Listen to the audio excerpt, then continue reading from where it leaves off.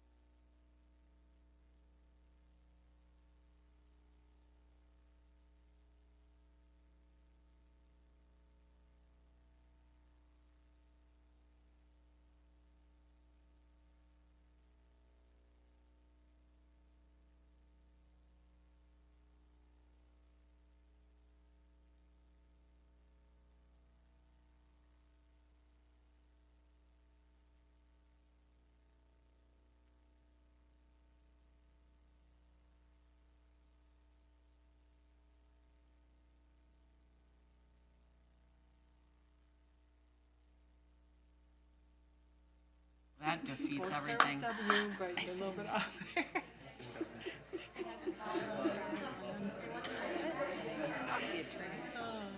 Oh, I used to There they are. Oh, but it used to be Dave Magazine. Who's the city attorney now? I don't know. Jen? Jen? Yes. You got the mission? I do. I do. Yeah, you're always looking sharp. Okay. You ready? Liz has the big. I would like to call to order tonight's meeting of Stillwater Area Public Schools Independent School District 834. Tonight is our school board business meeting, April 25th, 2019. Would the secretary please take the roll? Certainly. Board Chair Potacek, Here. Vice Chair Pearson, Here. Treasurer Weisberg, Here. Clerk Stivland, Here. Director Burns, Here. Director Pelletier, Here. Director Riley. Here. You have quorum. Thank you. Please join me in the Pledge Allegiance to the flag.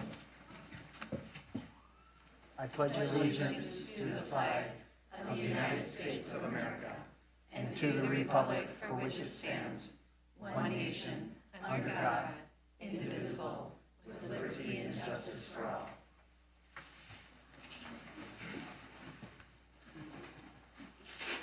And would we have the reading of the district mission statement? I've got it. The mission of Stillwater Area Public Schools, in partnership with students, family, and community, is to develop curious individuals who are active and engaged listeners in an ever-changing world by challenging all students as they travel along their personalized learning pathways. Thank you, Director Pelletier. School board goals? The Stillwater Area Public Schools Board of Education ensures outstanding learning opportunities for the social, emotional, and academic growth of every student in our school district through authentic partnerships and meaningful communication with our community, parents, and students. Every decision is made with a commitment to equity for all students and for future generations impacted by our actions. We provide our stakeholders with regular updates on student achievement, along with continual plans to enhance student learning in our district. We ensure that our systems of management and oversight are clearly defined. We invite ongoing dialogue and partnership with our community to learn from their knowledge and to enhance learning for our students.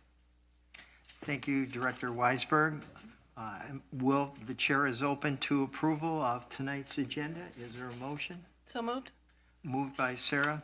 I would actually like to pull item D, Human Resource Personnel Report, for discussion. Okay, we're just going to hold that to when we come to the Okay. consent agenda. Okay. Okay, but thank you. I'll second the approval of the agenda. It's been moved by Sarah and seconded by Shelley. All those in favor of tonight's agenda signify by saying aye and raising your right hand, please. Aye. And it's unanimous. And moving on to the superintendent's report. All right, thank you. This evening, first of all, I'd like to congratulate Sabrina Ness on her award from the Optimist Club. Sabrina won the award for her essay with the topic being, "In a perfect world, would we still need optimists?" She wrote an inspirational essay on overcoming the challenges in her life and being grateful for what she has each and every day. I also attended the Partnership Awards, and for those of you who have had the opportunity to do that, the awards are given by the Partnership Plan, and it recognizes our teachers, staff, and retirees for their work on behalf of students at Stillwater Area Public Schools. We really appreciate the support from the Partnership Plan in celebrating our teachers and our other staff. It's for staff outside of our teachers also. This year's honorees were Brandon Auger, English teacher, Lake Elmo Elementary, English language teacher; Susie Berner, health professional, Lily Lake Elementary; Pam Bloom, retired math teacher, Stillwater Area High School; Mike Call, social studies teacher, Stillwater Area High School; Beth Levitt, student advocate, Brookview Elementary; Chris McCarthy, social studies teacher, Stillwater Area High School; Mary Rudine, retired teacher from Early Childhood Family Education; and Kim Schneider, kindergarten teacher at Afton Lakeland. Once again, we congratulate everyone who won the award this year. Those who were winners were given $1,000 by the Partnership Plan to designate to their school of their choice. The banquet was held in honor of our attendees on April 15th at the Grand Banquet Hall. This past Monday evening was very busy within the district. Our board listened to the long-range facility presentations. They heard presentations from the Cunningham Group, ATS&R, and WOLD. Later tonight, they'll be determining the facilitator moving forward for that group. And then that same evening, we had the Mental Health Collaborative and our PTO, PTA leadership meetings. We appreciate our parents, staff, board members, and local agencies who are supporting the ongoing work with all of those groups and their commitment. Thank you. Thank you, Superintendent Pontrelli. We'll move on to student report. Nikhil? Thank you. Hello, everyone. My name is Nikhil Kumar, and I'll be giving the student report this evening. Yesterday, there was a boys' varsity golf invitational against East Ridge at Stone Ridge Golf Course. Tuesday night, the concert choir and the Vagabonds performed at Trinity Lutheran Church. I went myself and was absolutely taken aback. The level of skill I saw that night was just astonishing. This weekend, freshmen and sophomores can look forward to the 9-10 dance Friday night, running from 7 to 11 p.m., put on by Student Council. This is a semi-formal dance for the lower classmen of SAHS. For those still looking to buy tickets, you're able to purchase them on FeePay. Prom season is among us, and everyone is making a mad dash to get everything in order. Prom is on Saturday, May 4th, and for many, this is their senior prom and want to collect the best memories from it. Last week, Wednesday, Student Council put on an open forum regarding the new bathroom policies within the high school. We had an excellent turnout, and students were able to directly address concern and bring up possible solutions. Though experimental, I believe that this is a great stride for student voice and, more importantly, student involvement. This is something that fits directly under a student government quota, and this is exactly what Abdul and I have pushed for all year, to empower students. This is the first time in a long time where students were able to run an open forum, and students were extremely respectful during this forum, and we are willing to continue to push for dialogue with the data we've collected. Thank you. District recognition, we have 2 items. All right, first of all, we'd like to call Emma Mahan. I've been trying to pronounce that the right way all day. Emma and Principal Fields from Oakland.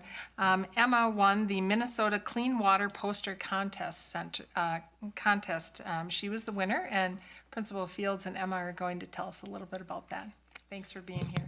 Board Chair Potacek, Superintendent Petrelli, and members of the board, it's a privilege to be here tonight to recognize just one of the most fantastic students at Oakland Middle School, Emma Mahan. Our art teacher joined a group of other teachers across the state of Minnesota. Over 500 students participated statewide in a campaign done by H2O for Life, where we were talking about sustainable water systems that create clean drinking water for citizens of our state and to raise awareness about sustainable drinking water. And so this is a perfect middle school example of application.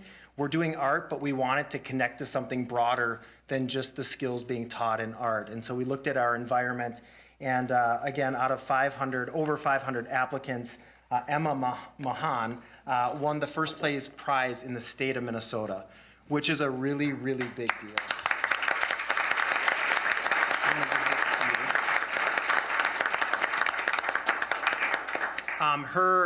Her watercolor that she designed and painted will be displayed across the state. It will be on display at the Minnesota State Fair. I don't know if you knew that yet. And she also won $50. And so this is from H2O for Life. And as a result of our school participating and her being the winner, we got a water filling station in our building, which is between $1,500 and $2,000. And so again, it's great that we have a winner here, but more importantly, what she was able to demonstrate and do for our state as it relates to clean water systems, I'm more impressed with, and just really proud of all of her accomplishments. Just a great kid here. So if you have any questions, Emma would be willing to take them, I hope. Emma, you want to tell us anything about the poster that we might not see or tell? Well, like, I was kind of like thinking about, like, people don't, they don't realize, like, what, like, they might, like, litter something and think, oh, it's only one thing, but little things add up, and if another person does it, then another person will do it, and they don't see, like, the bigger picture of it. So, like, they'll see our world today, but then you need to show them what our world would be if everyone keeps littering. So I think they call that the power of one. Thank you. Is that your mom and dad back there? yeah. Can you ask them to stand up if they would, please?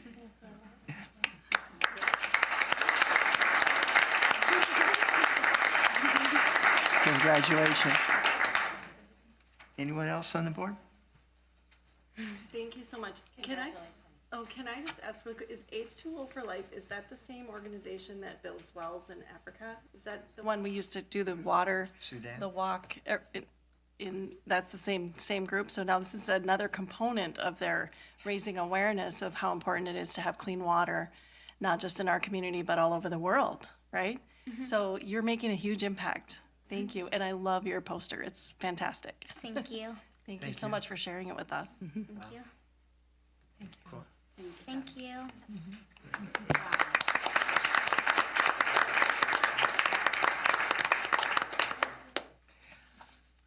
Our next recognition this evening is for girls basketball. Our girls basketball team finished second at state, and we'd love to have the members of the team who are able to make it tonight and their coaches come forward.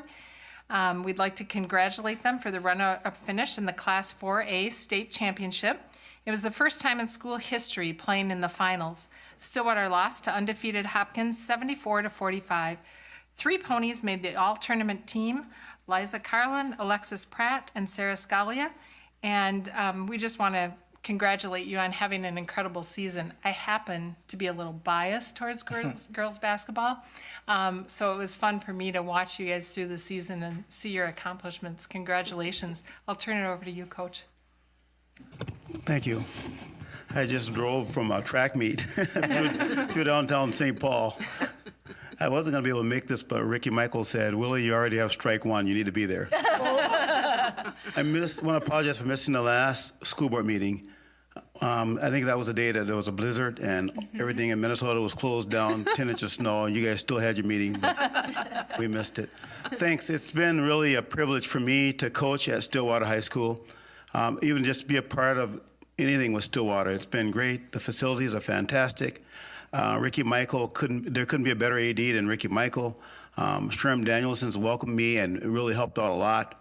This year, Dean Stembaugh, my assistant coach here, won State Assistant Coach of the Year. It's been a fantastic year that I won't ever forget, and I'm sure the girls won't.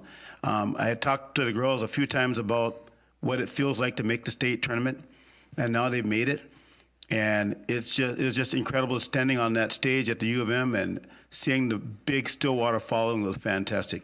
Thanks again for your support, and hopefully we can do it again next year. Thank you.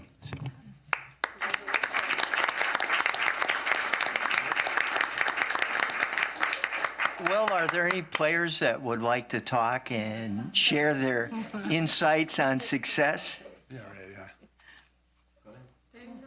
I think Sarah needs to practice for next year. Yeah, I mean, this year was obviously like a year I'll never forget and just a memorable one for my last year at Stillwater. And I mean, yeah, made it to the state tournament. Being able to play at my future court was something special too. So yeah, I mean, couldn't have done it without team, coaches. So yeah. Congratulations. You bet. Thank you. How about one more player? I don't want to go overtime, but one more player. Let's try Amber Scalia. I like to pick on Amber. We were sitting in Williams Arena before the game, and everybody's as nervous like you can't believe it. I'm looking around, I'm like, you guys, what place should we run first? And I look around, it's like, Amber. She's like, no, not me. But she's real nervous. But again, thank you for the great experience, for letting me actually be a part of Stillwater and Stillwater girls basketball program. Thank you. Thank you. Thank you so much. Congratulations.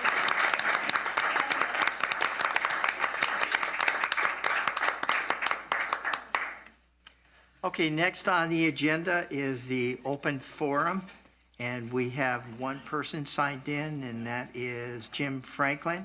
And while Jim is coming forward, I will read the procedures that we follow. If you wish to speak to the school board, you will be able to do so at the start of the school board meeting during open forum. You may sign in only for yourself, not other individuals or groups, and only in person. The sign-in sheet is made available 30 minutes prior and up to the start of the meeting.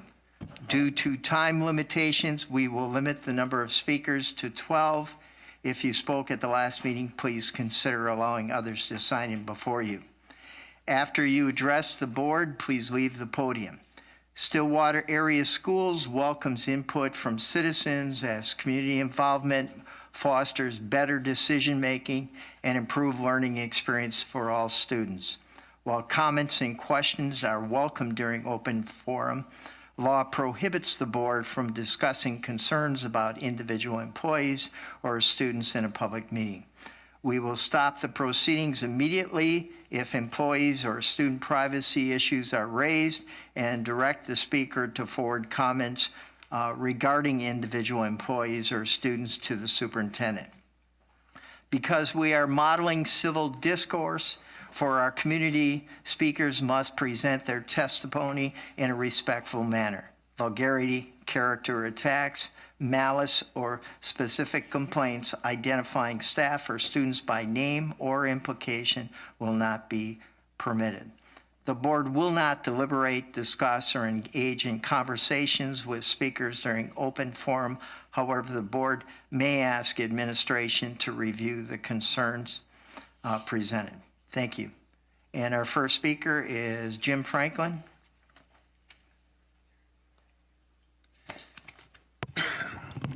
Hello, my name is Jim Franklin, and I live on Midwest Trail Place in West Lakeland.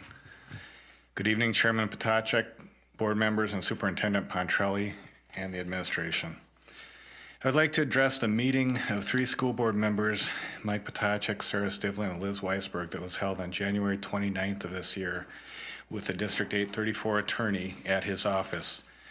The meeting was held without notice to all board members. I believe this is directly addressed in the board governing process policy, which is updated and approved on August 11th of 2016 at that school board meeting. The specific policy in BGP 4.0 states that as a member of my local board of education, I shall be personally liable for expenses incurred without prior board approval, especially as they relate to consultant, vendor, and/or legal expenses. These policies are, or at least were, still in effect at the time of the meeting. I cannot find where the school board has revoked any of these policies. After reading the redacted memorandum of the meeting, it looked very intentional or like a very intentional disregard for policy to me. It appears that to be in compliance with the board governing policies, the individual school members should be responsible for the payment of this, as the public should expect. Although you cannot address me at an open forum, I would like a public response from the board to this. We're talking about what's right or wrong here, not attorney-client privilege. Another item I would like to address is the open and transparent mantra that you claim to have. I've never seen a more negative operating board in my life. Beginning with the Brookview expansion, the approval for the need had already been determined by the previous long-term planning facility and approved by the previous board. A good source of funding was provided, as well as an alternative one that was suggested, but you also failed to look at the cost-neutral options that was indicated as an option. This is simply a grudge, plain and simple, and you know it too. I wonder if you would have come to this conclusion had your sacred schools of affection not been closed. It is a grudge that you are trying to validate by looking for new facts. The fact is, your grudge will cost taxpayers much more money now, and we cannot look forward to an increase of revenue from the revenue stream that Ms. Stivlin and Ms. Weisberg profess to be concerned with if we refuse to expand the school. 3 of you hide out as members or lurkers on an exclusive private internet forum that actually insults students and parents that you are supposed to be representing.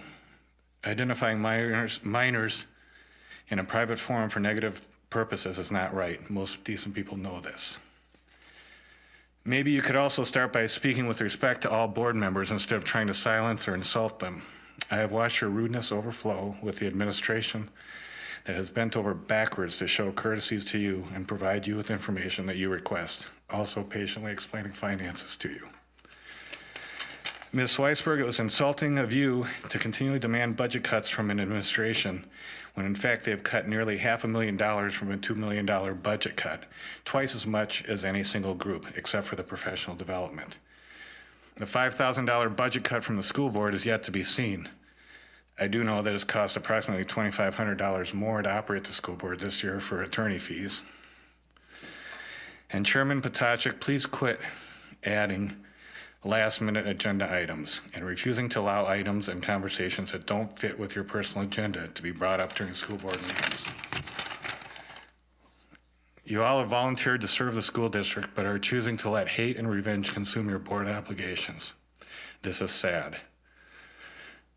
One of you, Chairman, has been on the board for pretty much the entire time my kids have been in the Stillwater schools. Use this experience, not for control, but to facilitate positive interactions leading to practical and meaningful governance. One of you has a master's degree in education and has incorporated in classroom to pass on wisdom to preschool children. Use it now to be considerate in building a team and discovering solutions to our challenges. 2 of you are parent volunteers to schools. Your selfish sacrifices and dedication to the children you have helped out during countless hours as a volunteer, I have witnessed firsthand. Use this experience to put in place a system that will maintain the best possible flow of education to the students. One of you has run a small business. Use those skills now to lead the direction that allows district values to shine on all students and teachers. One of you is a dance team coach. Use it now to build unity and purpose, to unveil and nurture our district talents and strengths, to strengthen the weakness and to display our resolve to succeed. One of you is a practicing attorney. I'm sorry, Jim, you have to. Use your experience to correctly assure that the board administration can together. You've gone You know over what? time. I have listened a long time to people get a little bit time. I have one more sentence. Could I please use it, sir? Okay, go ahead. One of you is a practicing attorney. Use your experience to correctly assure that the board and administration can together build a top-notch school district with their assets. The board is yours now. use it wisely. Thank you. That concludes tonight open forum. Next, we have the consent agenda. Could I have a motion to approve tonight's consent agenda? Mark moved. Is there a second? I'll second. And Shelley second? Yes. I'd like to pull item D, Human Resources Personnel Report for discussion. And I'd like to pull the disbursement register for discussion. Okay.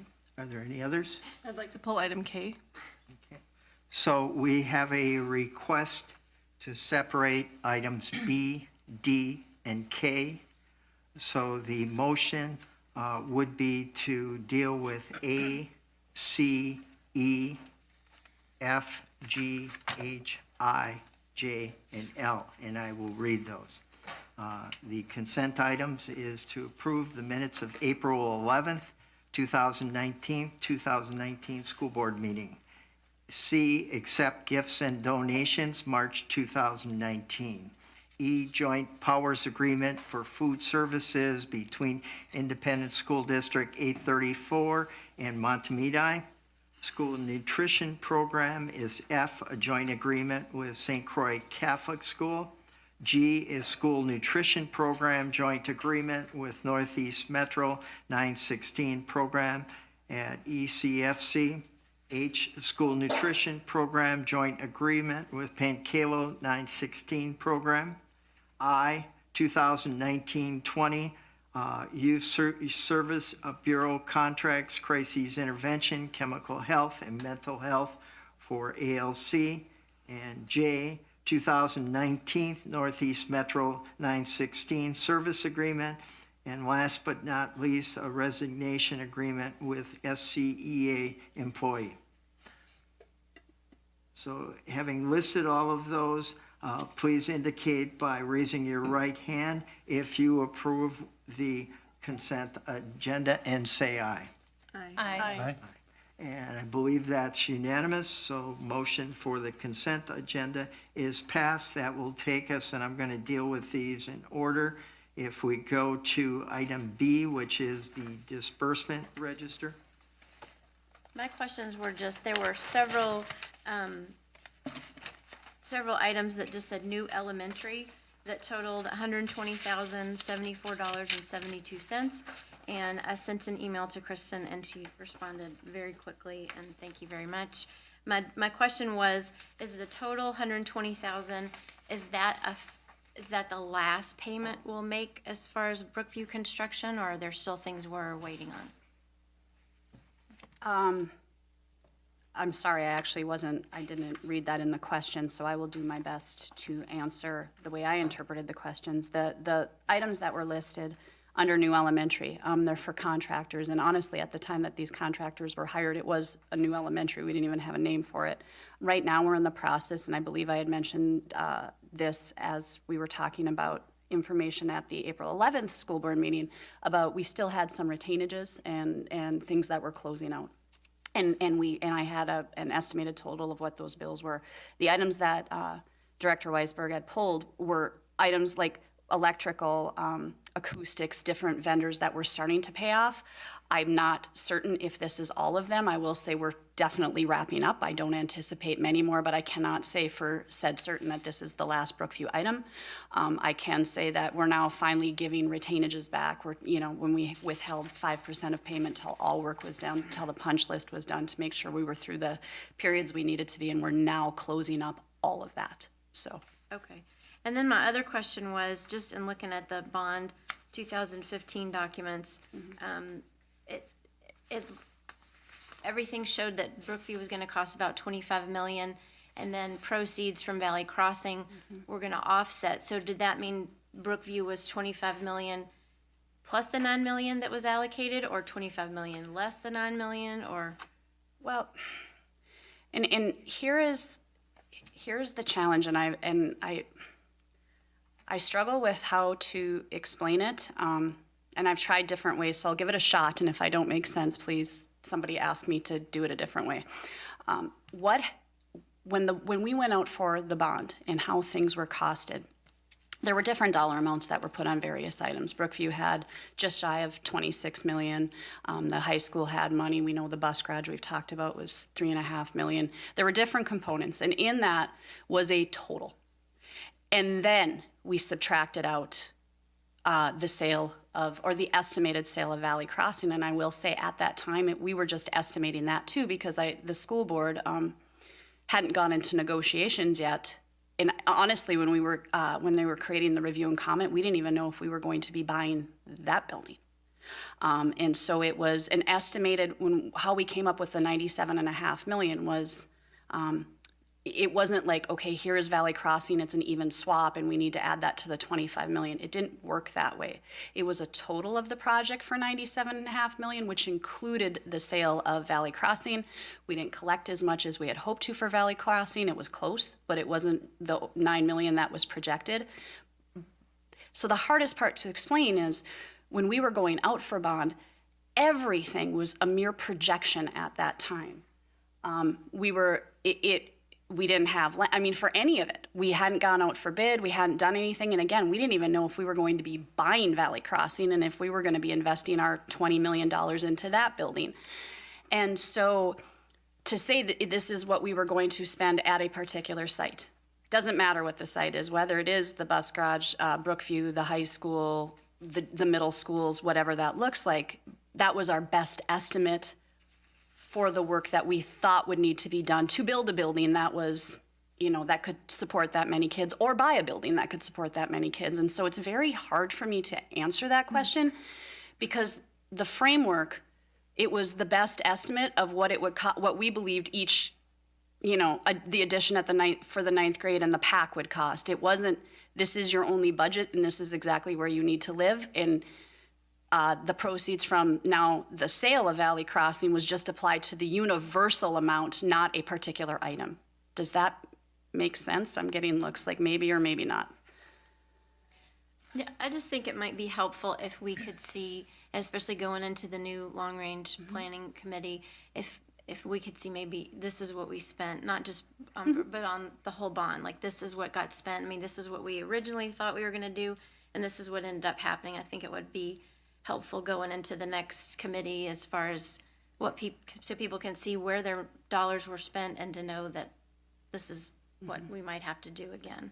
So thank you. Right. Well, my question was just a clarification. If Brookview costs around $25 million, so it wasn't 9 million more or 9 million less, it was 25 million. That was what was in it was all budgeted, and it was a higher dollar amount, and then we assumed proceeds of 9 million to drop it to the 97.5 million, and we assumed capitalized interest, and those went into the calculation. Okay. What we also did, and I think would be advantageous, and depending on what the board wants, or at least how either whether it's the facilitator or the school board wants as far as moving forward with the long-range plan, is we also piggybacked deferred maintenance or alternative facilities money because our walls were open and we could do some projects that were less expensive for long-term maintenance that weren't part of the bond, but it would be cheaper. Back to we had contractors on site, so we took advantage of that as well. So do my best to parse out the information if that's what either the facilitator or the board chooses for that committee, but there's also going to be a lot of the alternative facility or long-term facility maintenance projects that went in there as well. Thank you. That would be good to know. That would be great. Yeah, I would love to know that. Yeah. Liz, are you done with your Yes, questions? I'm good. I have one question that I asked Kristen about, and she was very gracious in giving me a quick response, and that had to do with the salting, the plowing, and the sanding charges that we had for the year, and how did that compare with what we estimated or what we set aside in the budget for those items. And the budget, according to her, and she gave very quick response, and I thank you for that, is that the amount that was budgeted for in the general fund was roughly $200,000. And the amount we spent was $278,000 roughly. So that budget cost us about $78,000 more than we planned on. So we are over budgeted for snow plowing, but again, the weather's hard to predict. Slight increase also, well, not slight, but this is a much smaller amount for community services. it was budgeted for $1,500, and it actually cost about twice that, $3,400. So again, as you look at planning and end of the year results, those will have to be offset somewhere in the budget. So I thank you for that response on the disbursements. And so, Liz, do you want to make a motion on that? I move it. Okay, you want to move that? Is there a second to pass item B, which is the disbursement register April 13th through 26th? So moved. Is there a seconded? All those in favor signify by saying aye and raising your right hand, please. Aye. Motion carries unanimously. Then we go to Human Resource Personnel Report, which is item D. So we received this at the last minute today, and I really haven't had time to go through this and absorb it like I would like to. And I would like to discuss maybe the possibility of moving this out to another meeting or to have a little discussion around this. Okay. So you would like to delay tonight's vote? Is that what you're asking? I would like to delay the vote, and is it okay to delay all of it, part of it? I'm not sure if there's anything in there that requires anything immediate. These are a lot of our new hires, so they are waiting to sign contracts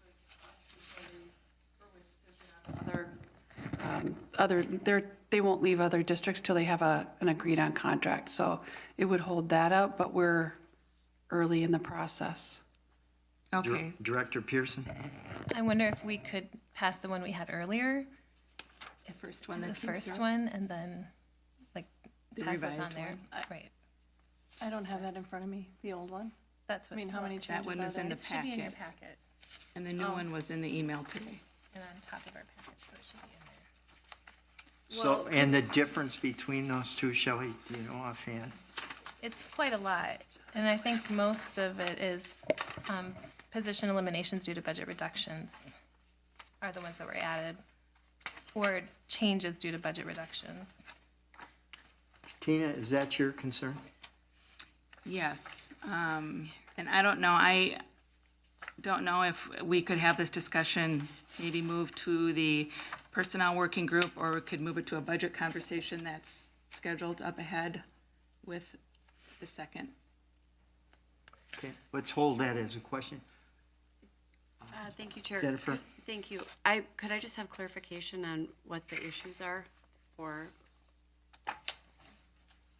I think, if I heard correctly, and correct me please if I'm wrong, I think Director Riley is questioning the lateness of the second one, which is different than the one that was in the original packet. And I believe the difference had to do, as Shelley outlined, with those that were related to budget cuts. Is that correct? And I just want to make sure I'm echoing what you're saying. Yes, that is correct. The Shelley, budget is cuts that- that we approved?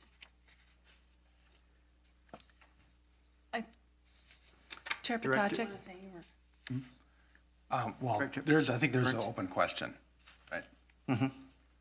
I think the question is, yes, we did approve budget cuts, and this is related to administrative, as I understand it, administrative cuts. But I think the concern is that we haven't gotten clarification as far as, we just received this today. And I think that there was a hope that we would be able to have a conversation to get a little bit more understanding of what the goals are and why these decisions are being made in the way they are, and what, just to be able to have a conversation to get a little bit more understanding before we actually approve the cuts. Chair Potacek? Director? Oh, yes, If I please. could just clarify. Sure. The people, or the positions and the people that are on this board agenda are the same positions that we've provided in previous lists and information that we've provided to the board. And this is the list. I think I emailed you last week and just said, heads up, we are having conversations. These are the same people and positions that we talked about, but these are the actual people who are connected to those positions we listed on the prior information. Right, this is a little bit more detailed, though, than what we received. Other than the Hourly the list that you had elementary and secondary clerical cuts listed as a category, but other than that, the positions were listed, so now you have the names that go with those positions. Otherwise, it's the same information that we've provided. I'm not sure if I understand when you're talking about. I don't remember getting any information about these. So if, Director Burns? thank you. I'll give you a chance. There's a, we did get an email. I was looking back here. We got an email, I believe, on April 9th to the entire board that listed out the specific budget area reductions and had very specific numbers and positions identified in that email. And that was, again, April 9th. And had an attachment to it. So same thing. So we've had that, and it mirrors what we're looking at in the HR report. You would just replace the position with the name. So we've had this now for 16 days. In that 16 days, but even before that, in February, our February 21st meeting, when we did our budget reductions, or this was actually in our packet for our business meeting on February 21st, where it listed out the budget cuts, and it identified the positions in administration. If that's, I'm assuming that that's what's the issue. The positions have been identified now for 2 months, and the numbers have been identified for 2 months. So I'm not sure. We do this pretty frequently, where we get actual names associated with an HR report the day of. There are some issues. I'm sure that administration has had to have conversations with people, and those conversations have impact.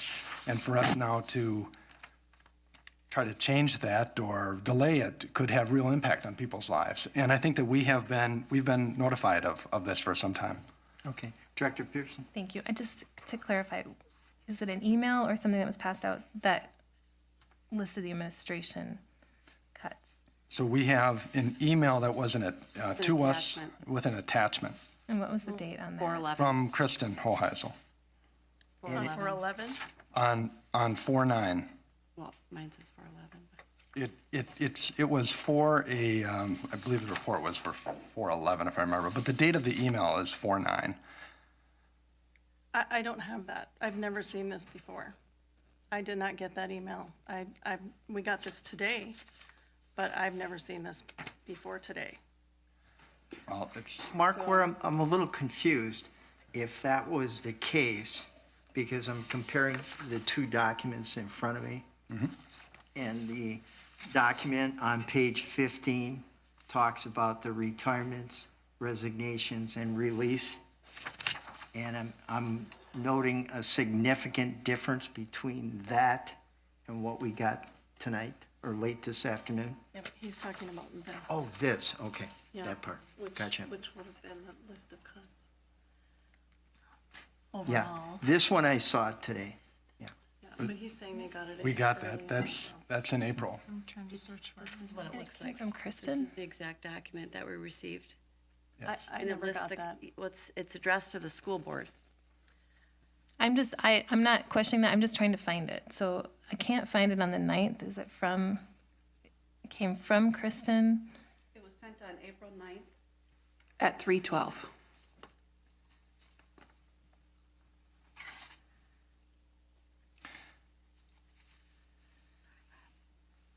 And that, of course, I'm sorry, I'm speaking out of turn, if I may, thank you. You bet.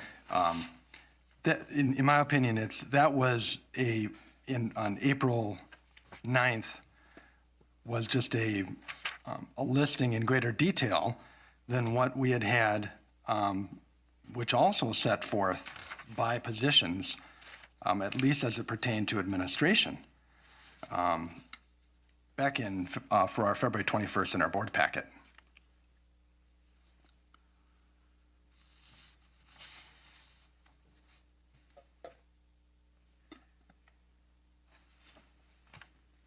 Other comments? I just don't like oh, sorry, go ahead. Yeah, I think we obviously have more questions. I think before we make these cuts, I feel like it's a fair thing for us to take the time to ask more questions and figure out what we need to know. I wonder if we could go ahead and approve the resignations and the hires and the leaves of absence, and then leave everything else, which I believe is essentially what we had in the original list that came in the packet, and leave the position eliminations and the assignment changes off for right now, and just bring them to our next meeting. And then in the meantime, take the time to actually be able to answer the questions that we have. Did you have something? Bob? So I just want to explain how the process works and what has happened then.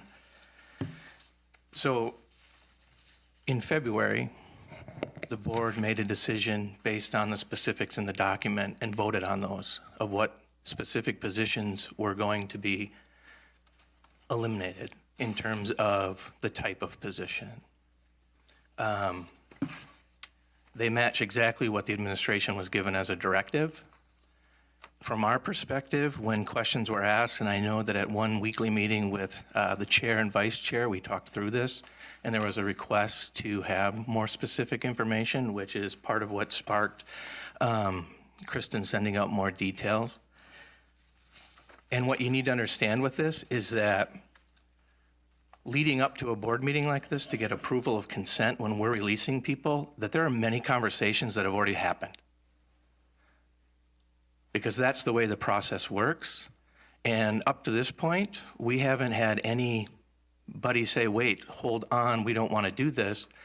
And my point is, you've, as a board, given the administration a directive to cut X amount of dollars out of administration, which we continually brought back more specifics and more specifics, shy of only limiting the names. We did, and I have the documentation to do it, Director Stivlin. And I don't know how we're going to tomorrow share with the multiple staff, hold on, this could be on hold. So just please understand that the way this process works, and by all means, you're the school board, I guess you can do what you want. I just want to make sure that you understand the implication of, by doing this at the last minute, when we've been following your direction, is going to have an impact on conversations that happened as early as this afternoon in some cases. Director Pearson? Thank you, which I appreciate. I still cannot find the email from Kristen. And I guess for me, I didn't, because I remember asking the question, hearing that somebody was worried about their job and asking for clarification, and there was no more information at that time. And just, it does feel last minute. And I don't know what we could have done differently because we just got it today, which I understand why. It just. Yeah. And I want to reiterate what Shelley just said, because I was at that superintendent chair meeting that you're talking about, and Shelley was as well. And I remember a specific name being asked, and we weren't given an answer at that meeting of the specific person or the position. And so, again, it's possible you have a series of people who are at a meeting and they hear differently, but quite honestly, because we were at a meeting today when this came out, looked at it, and we were very surprised. I guess I would like for my personal, I need some clarification on whether or not people received this documentation, because Today. We got it today, this afternoon. And I received it on the 16th. I never received this on the 9th, before today. April 9th. So I received that document sooner. I think I have it on 411 or whatever it was. But this is very much more detailed than that document. And there was not the opportunity really to have any more conversation around what we received today. I'm just asking for a little more time so we can have a conversation. I would like that. I don't know if a week, putting something off a week or till the next meeting is that big of an issue. That's why I asked that question. Director Burns. Thank you. So this one, I'm not going to go quietly into the night on this one, because we have received very specific information on this, extremely specific. I've got it right here. And we can go look at email records, but we have it. We have this information. And I think there are two parts of this that are troubling. The first is that there have been conversations that have taken place already. People have potentially relied upon those conversations. And now maybe we're going to change that?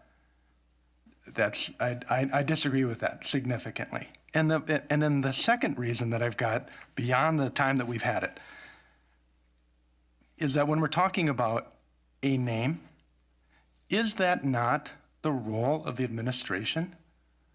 That the administration has the authority to hire and terminate?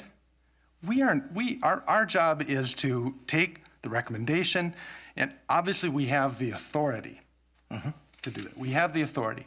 But is it correct to try to go in because we may not like a name that's associated with a number and a position that we've known about? Yeah. So I have a problem with going on that. Thank you. Jennifer? Thank you. I just would like to comment on that as well. This is very disturbing to me on so many levels. And we did also see a specific title, not even in that email. We have all of this information, and I just think this is messing with people's lives here. And it's exceptionally upsetting to me that I am vehemently opposed and quite disappointed. That's all I'll say right now. Director Pearson? Thank you. I finally found it, so I did receive the email. And I think the hard thing is that it is a person, right? It is people. And as much as we want to say we all had the information, I think maybe it didn't sink in as much to everybody. And it is an area that we are trying to put a lot of emphasis, and so I think it's just hard, and some people are just asking for more conversation around it. Yeah. And again, like I say, sometimes you overlook information, et cetera. I'm assuming if Shelley found it, I probably got it as well. But what carried with me in that situation is the same meeting, Bob, that you referred to. And I remember Shelley asking very directly if it affected that position and being told no. Now, again, I don't know how or why. Some of the other positions, I don't remember the exact conversation of how those played out. I'm not sure. I think one of the things that's important is for some of these positions, when I first came in 2015, the board at that time had said that teaching and learning, and Mike and Shelley, you were both there, part of that conversation, that there were not enough people to be able to do the work. And so one of the directions I was given was to beef up teaching and learning with positions that would be helpful for that. And so adding some of those positions was what happened at the time. And during budget cuts, that was what was asked, that the positions that were added were taken away. And so that's what we've done. And it's very difficult when names are attached. Our principals and many people sitting in this room have had those really tough conversations with folks. And I guess my question would be, if these are not the cuts, then are is the intention to rescind the budget cut number and not cut as much? Or is it somebody else? If it's somebody else, how do you determine that? If this is our recommendation, this is our recommendation based on some very tough conversations, working for several months with our principals and directors. Okay. Anyone else? I would have liked to have had the opportunity to have that discussion, in my opinion. Director Stillwater? Yeah, I was just going to basically say the same thing. I mean, this is the moment where we make this decision, understanding completely that there are lots of conversations going on and a lot of work being done in the background ahead of time. But this is the moment where it becomes official. And we are the ones you're asking to make it official. And so if we aren't kept up to speed on what's going on and we are caught off guard and out of left field, then it feels a little bit alarming.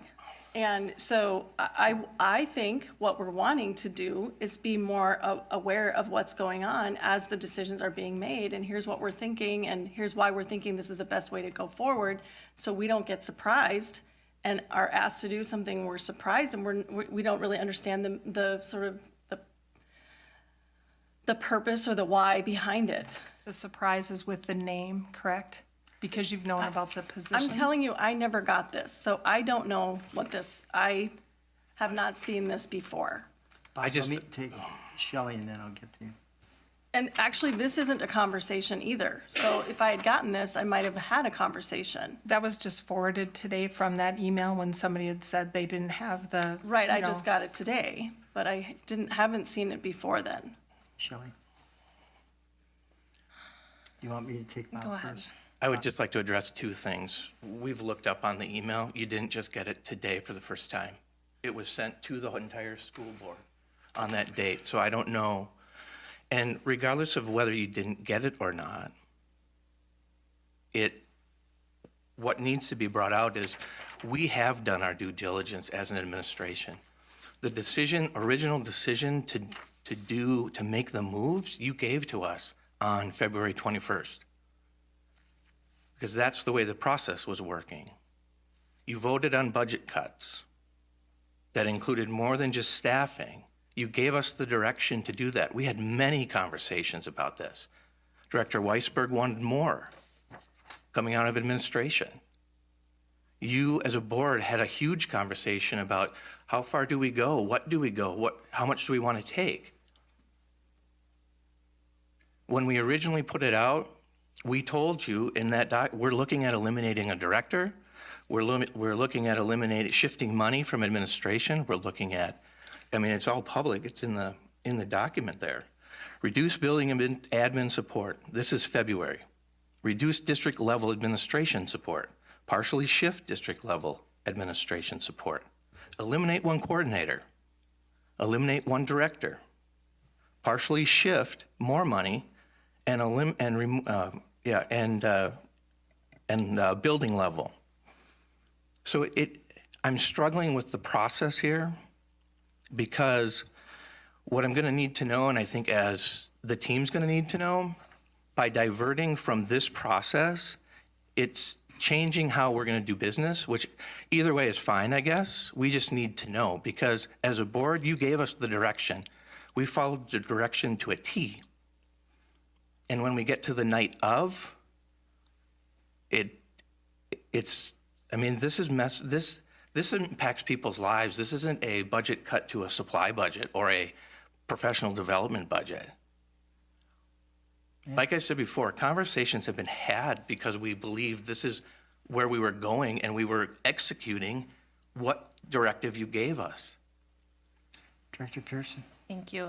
So I think maybe this is more about communication, and I think maybe you feel like you've communicated well enough, but maybe there was a breakdown because I feel like I didn't know who, and even so today we got the email at 9:40, and at 9:58 I emailed and asked for the reasons to understand why this position, how was this going to impact, and so that was just today. So for me, feel like we didn't have adequate information. I didn't have a good enough understanding of why that position opposed to some other positions. And so that's unfortunate with it coming out today. Well, can I respond quickly to that?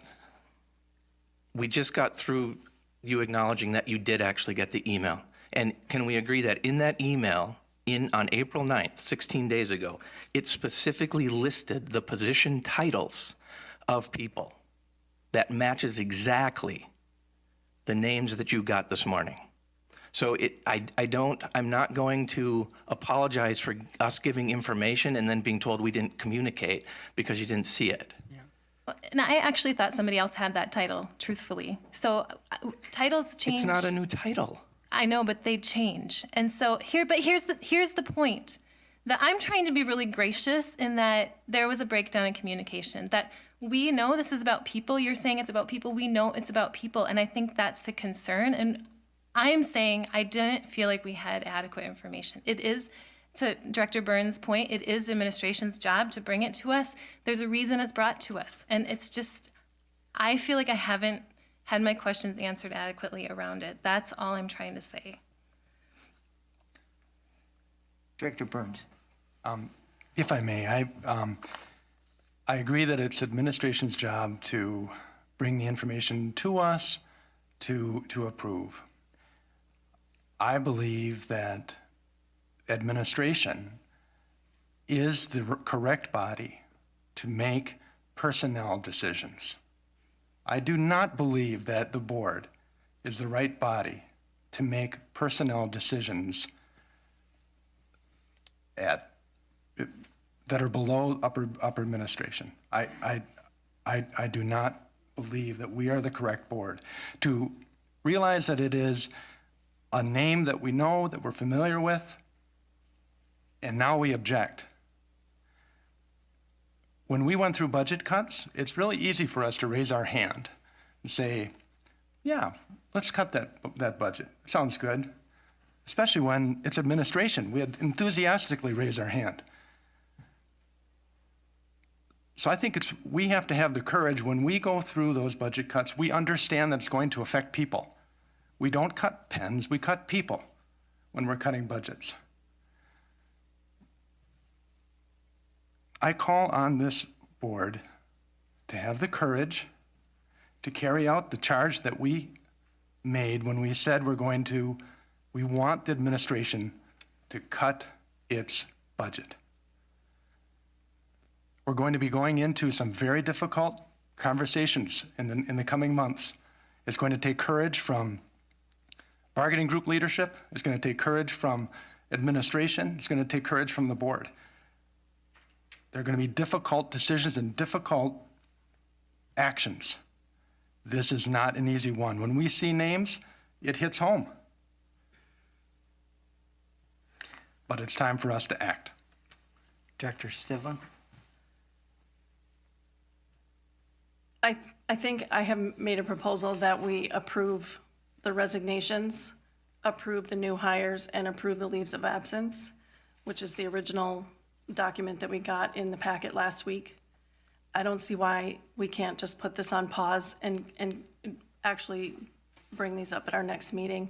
That would allow all of us to have a clear understanding of what the goals are. I've been asking for at least a month for more conversation about the budget as well. Ever since we got the original budget, I've been wanting to talk more about it because I think there's still a lot of questions that we need to explore as a board so that we know what we're going into next year. I just don't think there's any reason why we can't just put this on pause and put these for next time. Before we go there, Director Burns, you and I disagree. Again, number one, I think when you go into a budget cutting mode, it does take courage. And I think anytime you make cuts, it's painful. And it does take guts, courage, whatever you want to call it. And I don't think people gleefully raise their hands. In fact, I would argue the reverse. It's very easy to add positions. It's very difficult to go the other way. Another part where I think fundamentally you and I have a different philosophy, or so it seems, maybe it's not that far apart, but it might be. You feel that when a proposal comes to the administration dealing with personnel, our job is to approve. I don't agree with that. I think our job is to review and decide whether we approve or disapprove. And so I think there is a difference there. I think as the question phrased itself, and I think Shelley hit on the same thing I did. Quite honestly, I probably got this as well, and I might have given it a quick glance and maybe I didn't study it as much. But I specifically remember the question Shelley raising it and asking about a particular position, and we were given a no. And I walked away with that. Now, again, obviously, tonight's proposal, the additions, which we got this morning, touched a nerve with a lot of people. That's where I'm saying sometimes the sensitivity, and maybe we have to look at the whole process and say, look, if there's something that we suspect is going to be a hot item, to bring it forward. That's one of the reasons, not the only reason, that's one of the reasons that we have weekly meetings between the chair and the superintendent, and sometimes and most times it's a bigger group than that, is to say, look, this might be a sensitive issue, but we want you to alert it to it. And you know, it wasn't that long ago, a month or two ago, and we heard one of the speakers identify tonight the idea of bringing something late to the table. And I'm saying the names came late to the table. And now, again, all the training that I've had when I've gone to MSBA, they argue and state very clearly, the agenda belongs to the board. So in opposition to that, the board has the right to change the agenda. You have that power. Last minute, a month ago, what? And I'm saying those aren't the only two items that I've sat through in my 10 years that have changed at the last minute. Some have, and some a few days before. But I don't happen to agree with the position that all of a sudden we are gutless because we're not willing to approve that tonight. I do agree with Directors Stivlin and Riley is that perhaps and that's the question that we'll be asked to vote on. Do you want to table this or do you want to approve it tonight? Director Pelletier. Thank you. And I think Superintendent Pontrelli I just wanted to say, there's an email, another one that I can't seem to find, but the specific position in question was not only just discussed there, but it was the position was listed weeks ago. And for us to say that this is new is just false. I need to state that it is our duty to be prepared and to know what we're voting on. And the specific position was stated in multiple sources. It is not right to blame administration for this. We should blame ourselves for not getting the information. And I don't know what to say.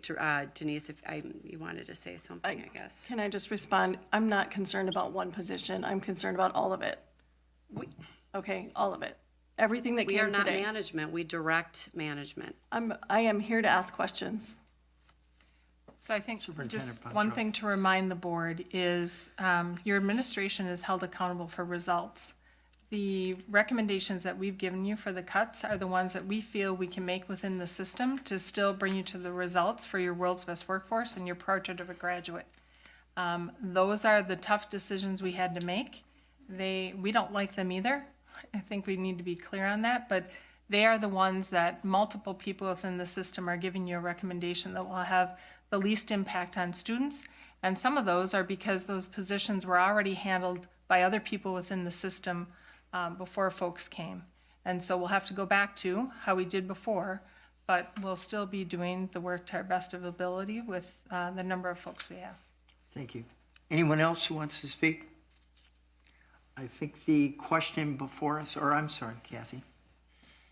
I'd just like to share, this is difficult for me.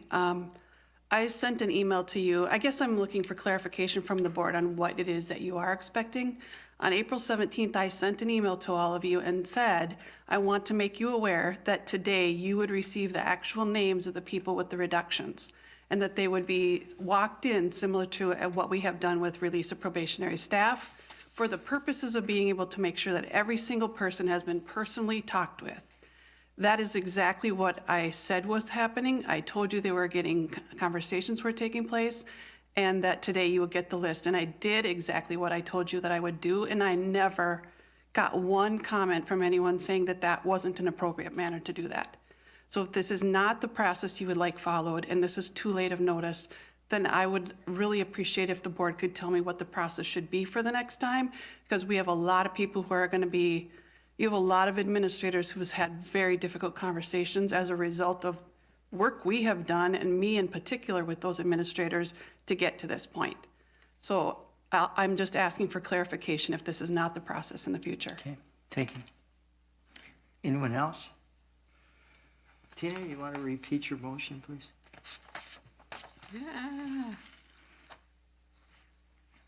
Was it, and again, while you're looking there, was it to accept what was in the original packet and put the other one? I guess I am okay study? with what Director Stivlin had suggested with approving the resignation, hires, rehires, leaves of absences, and everything else on hold pending a further discussion. Does that work? Can I ask a question? Sure. Thank you, Chair. So just a question of that motion. So are we going to then have a new discussion about budget cuts to try to get, what is the process then for that? If that is indeed what passes? As I understand it, I think the question before us tonight is to vote for the human resource report with the exceptions that they mentioned. Now, the exceptions don't mean that they automatically are rehired or retain what they're asking for discussion on that. Is that accurate? Yes. I think what you're asking is what happens next. If we put this on hold, I think I have asked for a budget conversation ASAP. Hopefully we can pull that together. But that would go much beyond the scope of this. I think it would be appropriate for these questions to be brought up to the Personnel Committee between now and our next meeting so that we can have some clarification about what the sort of the goals are in terms of these specific cuts, but any other cuts, just to kind of clarify, maybe to be able to answer a better process for this ongoing, we have made a lot of cuts. How is this going to look as we roll them out? And what are we expecting as a board in terms of information before we are asked to make a decision about these things? Okay, thank you. So I think Personnel Committee would be appropriate. Okay. Mark? Just a procedural question about then what is the vote? There was one list that was in the packet. Mm-hmm. Page 15. And then there's another list. So I guess just whatever is the motion, if it could be made clear. So. Agreed. I think the motion that Director Riley just said is essentially the same as what Director Pearson said earlier, that if we were to approve the original HR report that came in our packets and not the new one that came today, that would be essentially the same as what you just said. It includes the resignations, and it includes the new hires, and it includes the leaves of absence. And one other item, there's an additional assignment on the very bottom. Yep, that's on there. Okay. Just one follow-up. I just want to make sure, this is a question to administration. If the pending motion were to pass, would it impact in any way the other items that are in the handout that we received earlier today? Would the passage of the list that is in the packet have an impact on the remaining items that were not in that list? Do you follow my question? If I understand the question, you're asking whether they're independent. The resignations, et cetera, are independent of the groupings that are part of the budget reductions. Yes. And the answer would be yes. So you can do both. You could do the amended or the motion for the original packet, and it would not have an impact on the positions you're asking about. Okay. Yeah, that's what I was alluding to before. You can make the decision, just understand the implications. Yeah, thank you for the clarification. Okay. Does everyone understand the motion? All those in favor of the motion, please raise your right hand and say aye. Yes, I believe Shelley was the second. Shelley or Sarah? I didn't second. No, we didn't. We Okay. haven't seconded yet. Okay. So maybe you could restate the motion. Make a motion to approve the, do you want me to state the items or just state the initial Initials. personnel changes? Is that what we want to call it? Okay. Make a motion to approve the original personnel changes that were in the packet. I second that. Okay, and if you look at the document on top, it says new hires, resignations, retirements, termination, and leave request. In that original page 15 of the packet. Excuse me. Is that clear now? Everybody know? Kristen? Well, yeah, your motion may be clear. I just want to make sure that I'm clear on the direction as we move forward. I clearly understand that you're talking about a group of people on a list tonight. Whether it's just a consideration or for clarity for me, there has been dollar amounts assigned to reductions. You have a book in front of you that reflects that. I actually did mention the sheet at the last meeting and said that the audience didn't have it, but the board received it so they could tie the reductions. My only concern with that is, again, recognizing the people are different than the dollar amounts, but if something is going to be adjusted back to, we're down to 2 months before you have to approve a final preliminary budget, or less than, depending on the timing of the school board meetings. Just please recognize that one does impact the other eventually. You're going to have to get there, and so maybe it's just more of a statement. And thank you. And as I understand the motion, there's no automatic, these are going to be reinstated or not reinstated. Right, and then, as But you're saying you need it expeditiously. Well, I'm just saying, is the tail wagging the dog? Because if I'm following the actions that have taken, so custodians, maybe it's easier, or talk about the fees or whatever. We're just not going to replace when not done. And that was a direction, and we're standing by that direction. Are we just holding on specific people right now, but still following other direction? That's all. Because there's a theory right now that we're applying to the preliminary budget. I just need to know if the implementation at some point is going to happen or not. That's all. And again, tonight, I believe the target is the present motion. All set? All those in favor of the motion, please signify by raising your right hand and saying aye. Aye. Aye. Opposed? Nay. I believe the count is, I might need a voice vote on this.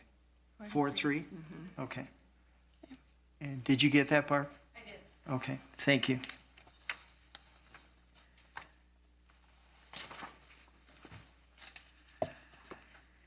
And moving on, we move down to item K under the consent or former consent agenda. And now, wait a minute, though. It seems to me what we have to do is stick with D and pass D as it was. And we just did that. We just did Oh, that. that was already done? Okay. Then we go to K, which is 2019-20 Skyward Annual License Fee. Yep. So I did have a chance to talk a little bit about this with Denise, so I appreciate having had that conversation. I just wanted to bring up a couple of comments and questions here for the public. So the Skyward contract is being asked to renew the Skyward contract. It's over the $125,000 mark, so that's why it appears in the consent agenda. It's more than it was last year because we're adding True Time. And so maybe could you just share a little bit about what that is and why we've added that? Sure. True Time is the process. It's actually a legislative action that every school district have a process for check-in and check-out for hourly employees. And so it's the process and the software that we use throughout the school district. And if you remember, we did a pilot last year with our cafeteria, our food services, and then moved on to the full implementation. So the increase, or partially that increase, is for the True Time being added to that package of Skyward. And then every year we have increases just in software that is Just general expected, inflation, right? unfortunately. Mhm, thank you.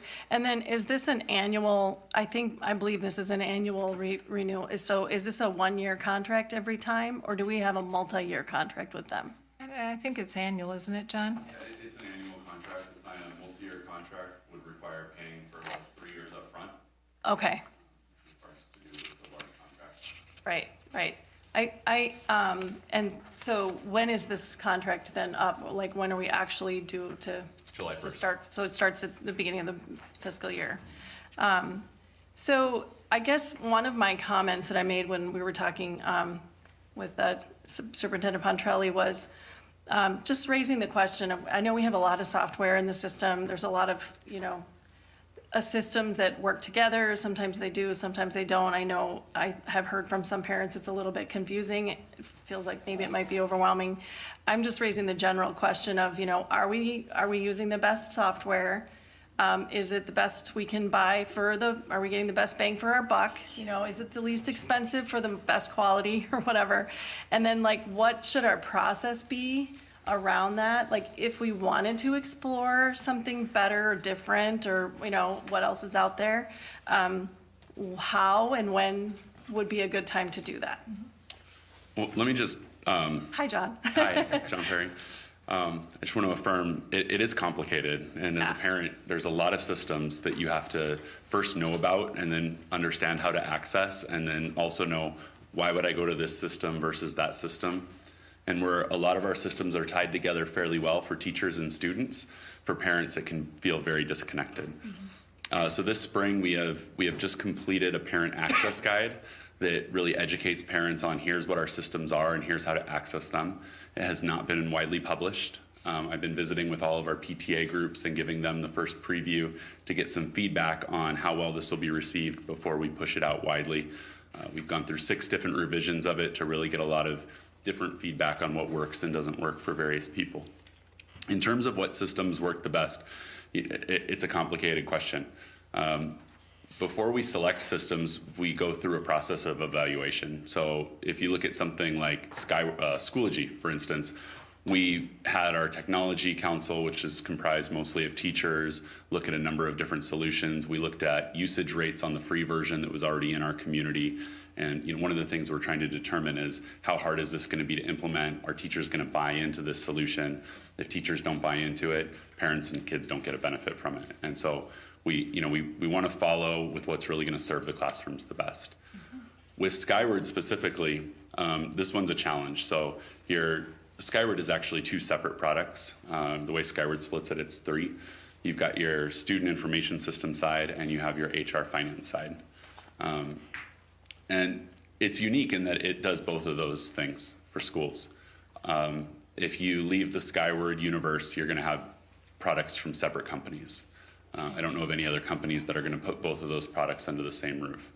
What Skyward does really well is what's required.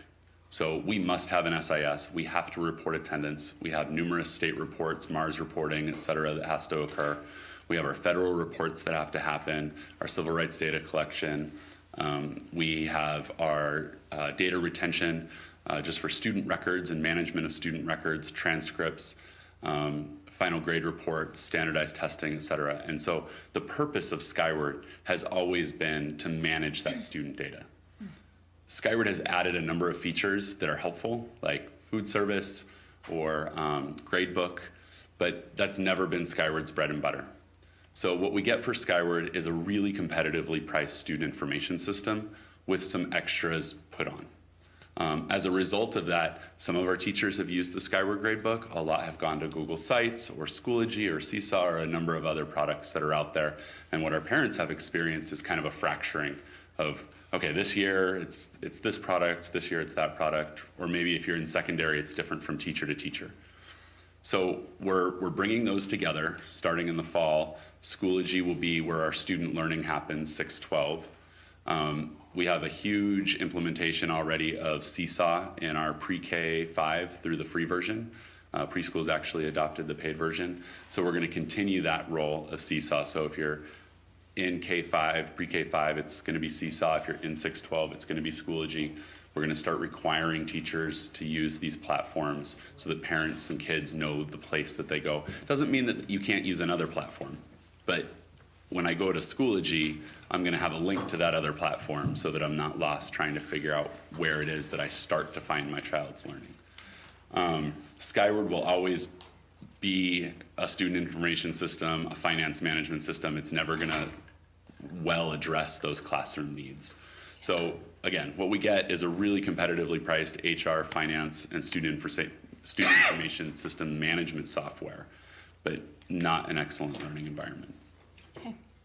Thank you. That's an excellent explanation. Thanks. You answered a lot of my questions. And I have had the perception that it's a good value. So I know a lot of schools use Skyward. And I appreciate that. So as far as, did you say that we'll probably be looking at possibly changing at some point or consider exploring other things at some point? But probably very likely stay with Skyward for a while because it's just so good. Yeah, so Skyward, again, because of its price point, has been a really competitive product. They've been rolling out the new version of their product called Cumulative. I would very much like to see Cumulative in the running, at least, when we consider a replacement solution because of its price point. Okay. We've been working closely with a number of other districts in the metro area as they've also been evaluating Cumulative, and nobody's really comfortable with the feature set yet being ready in Minnesota. Okay. So there's a lot of our specialized reporting requirements. There's reports and various things we need, and it's right on the edge.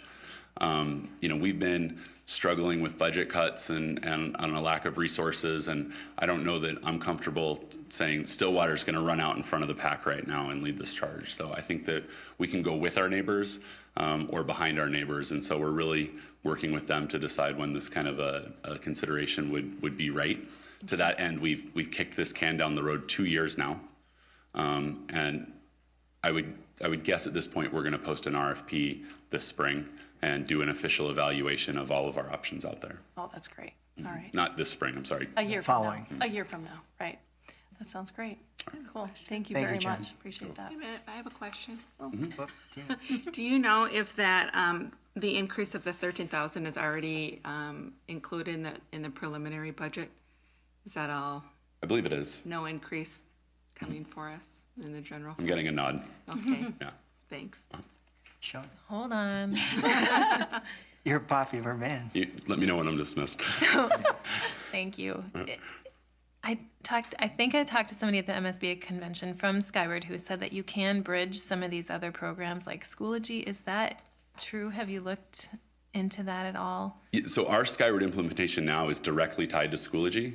Okay. So if a counselor makes a change to a course schedule at 1 o'clock in the afternoon, at 1:05, that's what the parent and child are going to see when they log into Schoology. For me that I can't see where you say it's fractured for parents. Correct. If I don't remember to go to all of these different places, then I don't know if. Yeah, I'll send you the guide that we're getting ready to publish so the whole board can see it. Okay. That'd be great. Thank you. I just had one. Sorry, one last. Is because they added true time, is that why we're voting on it this year versus when we didn't vote on it last year? Because in the exhibit appendix B for the executive summary, there was a question that says, from the disbursement report, I see that Skyward annual renewal happened. The cost was $130,569, but it didn't come before the board for a vote. And it says, it has not been past practice to have the board approve it. So are we voting on it now because of the additions or? Just because it's something over 50,000, we want to make sure that you see it. Okay. Yeah, and then of course, when we go through an RFP process, you'll be a part of that as well. So you'll know what the expected costs of any replacement solution look like. Okay. Thank you. Thank you, Jen. You'll be back later. Okay, moving on. So I Sarah? would like to make a motion to approve the 2019-2020 Skyward annual license fee. I'll Second. second. Sarah moved and Shelley second. All in favor signify by saying aye, please, and raise your right hand. Aye. Motion carries, I believe, unanimously. Moving on to reports, OPEB and QCOM levies. Good evening, Board Chair Potacek, Superintendent Pontrelli, School Board members. Tonight is going to be the first of a few conversations as it relates to OPEB and QComp levies. I'll wait for the team to pull it up. This is a conversation that board members that were sitting here a year ago we had numerous conversations a year ago on levying for OPEB and QComp. There might have been a few of you that were in the audience at the time that were able to hear this, but we're going to start the process again for this year's levy cycle.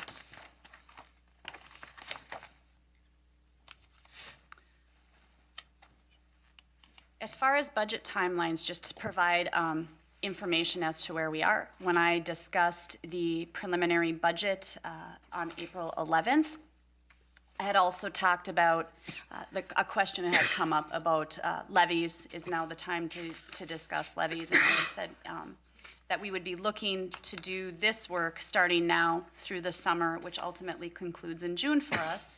So I wanted to provide kind of the timeline of where at least the levy component fits into the overarching principle of the entire budget. You can see different things happen at different courses of the year. Spokes to the wheel, I believe I had addressed last 2 weeks ago. And this just, again, provides you a visual of kind of all of the things that we work on as it relates to the budget. The levy cycle. We start the process 6 months before the calendar year taxes are collected. So we're having the conversation now in April.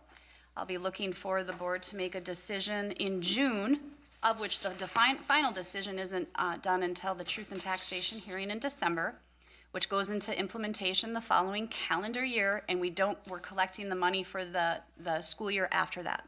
So we're starting to talk about the levy for the fiscal year, for the 2021 school year.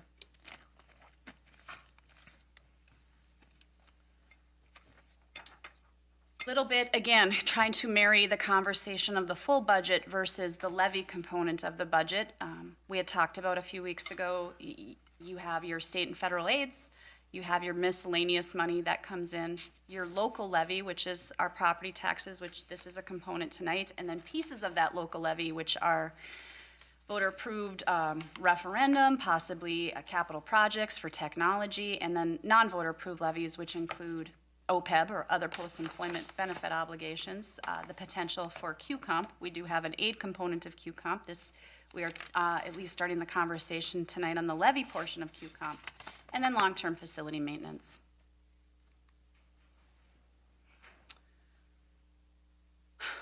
The OPEB and QComp levy tax impact.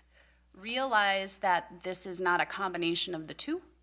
It's the same dollar amount. The impact would be the same, whether it's OPEB or QComp.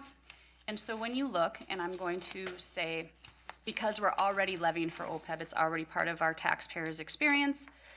This last year, we had levied for, I'll say it was actually between $700,000 and $800,000. I'll use that pointer here so you can identify when looking at here that we levied in this area. And if we took a $300,000 home, this is about how much of what people pay is going to support OPEB. So when we look for a $300,000 home at $700,000 of revenue, you're talking approximately just over $20.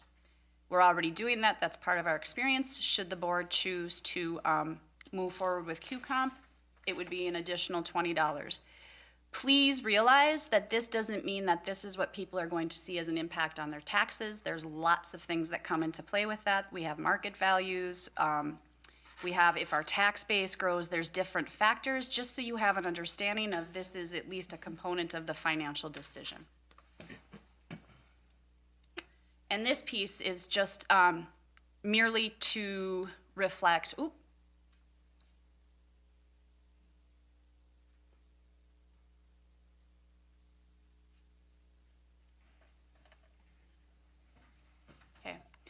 the next slide is merely just to provide the commercial industrial component. So the first slide was reflective of residential. This is commercial industrial, and you can see the impact as it relates. When looking at school portion of property taxes payable in 19 on a $300,000 home, again, just to show you what it would be, and I've used this analogy before, if we were to, you had a $300,000 home in Stillwater, you were to pick that up and move to the South Washington County School District, this is what your school taxes would look like. That would be the difference. So we're at $1,115 and they're at over $2,000. And you can see the red for the $20.15 where that would put us on the bar chart. Sometimes it's easier visually just to see things in chart form. Again, why OPEB isn't included in there is because it's already included. It's part of the 1,115. So if you chose not to levy for OPEB, then that dollar amount would decrease. And then, again, just to provide some timeline for you, I'll be looking for a preliminary decision on OPEB and QComp in May. Reason being is we start entering that information as we move into the summer months. Please realize you have ample time to undo the decision when I'm entering levy information in the summer months. If it's not in by deadlines and you get the preliminary levy in September, if it's not on there, you can't add it at that time. So I would say your consideration should be, if we're going to put this on or consider putting this on and having future conversations, you do that then, because you can continue to remove it. And honestly, your final vote is December 12th when you adopt the levy. So I guess I will just open it up to any questions that the board might have as it relates to levying for OPEB and QComp. Questions? Sarah? Would it make sense to wait on this decision until after we hear what the legislature has finally decided in terms of what they're going to be giving schools for their budget? You certainly can. Like I say, I'm just going to need to know that information in June.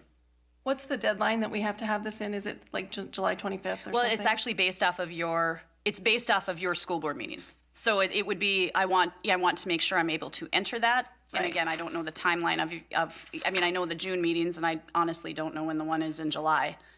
But It's you like the have end up of until July. then, as long We as have to I do it, have but direction. We have to do it before the end of July or something like that. Is that right? Well, it needs to be entered by then. So again, So we have to assuming your backtrack. July, backtrack. Right. Okay.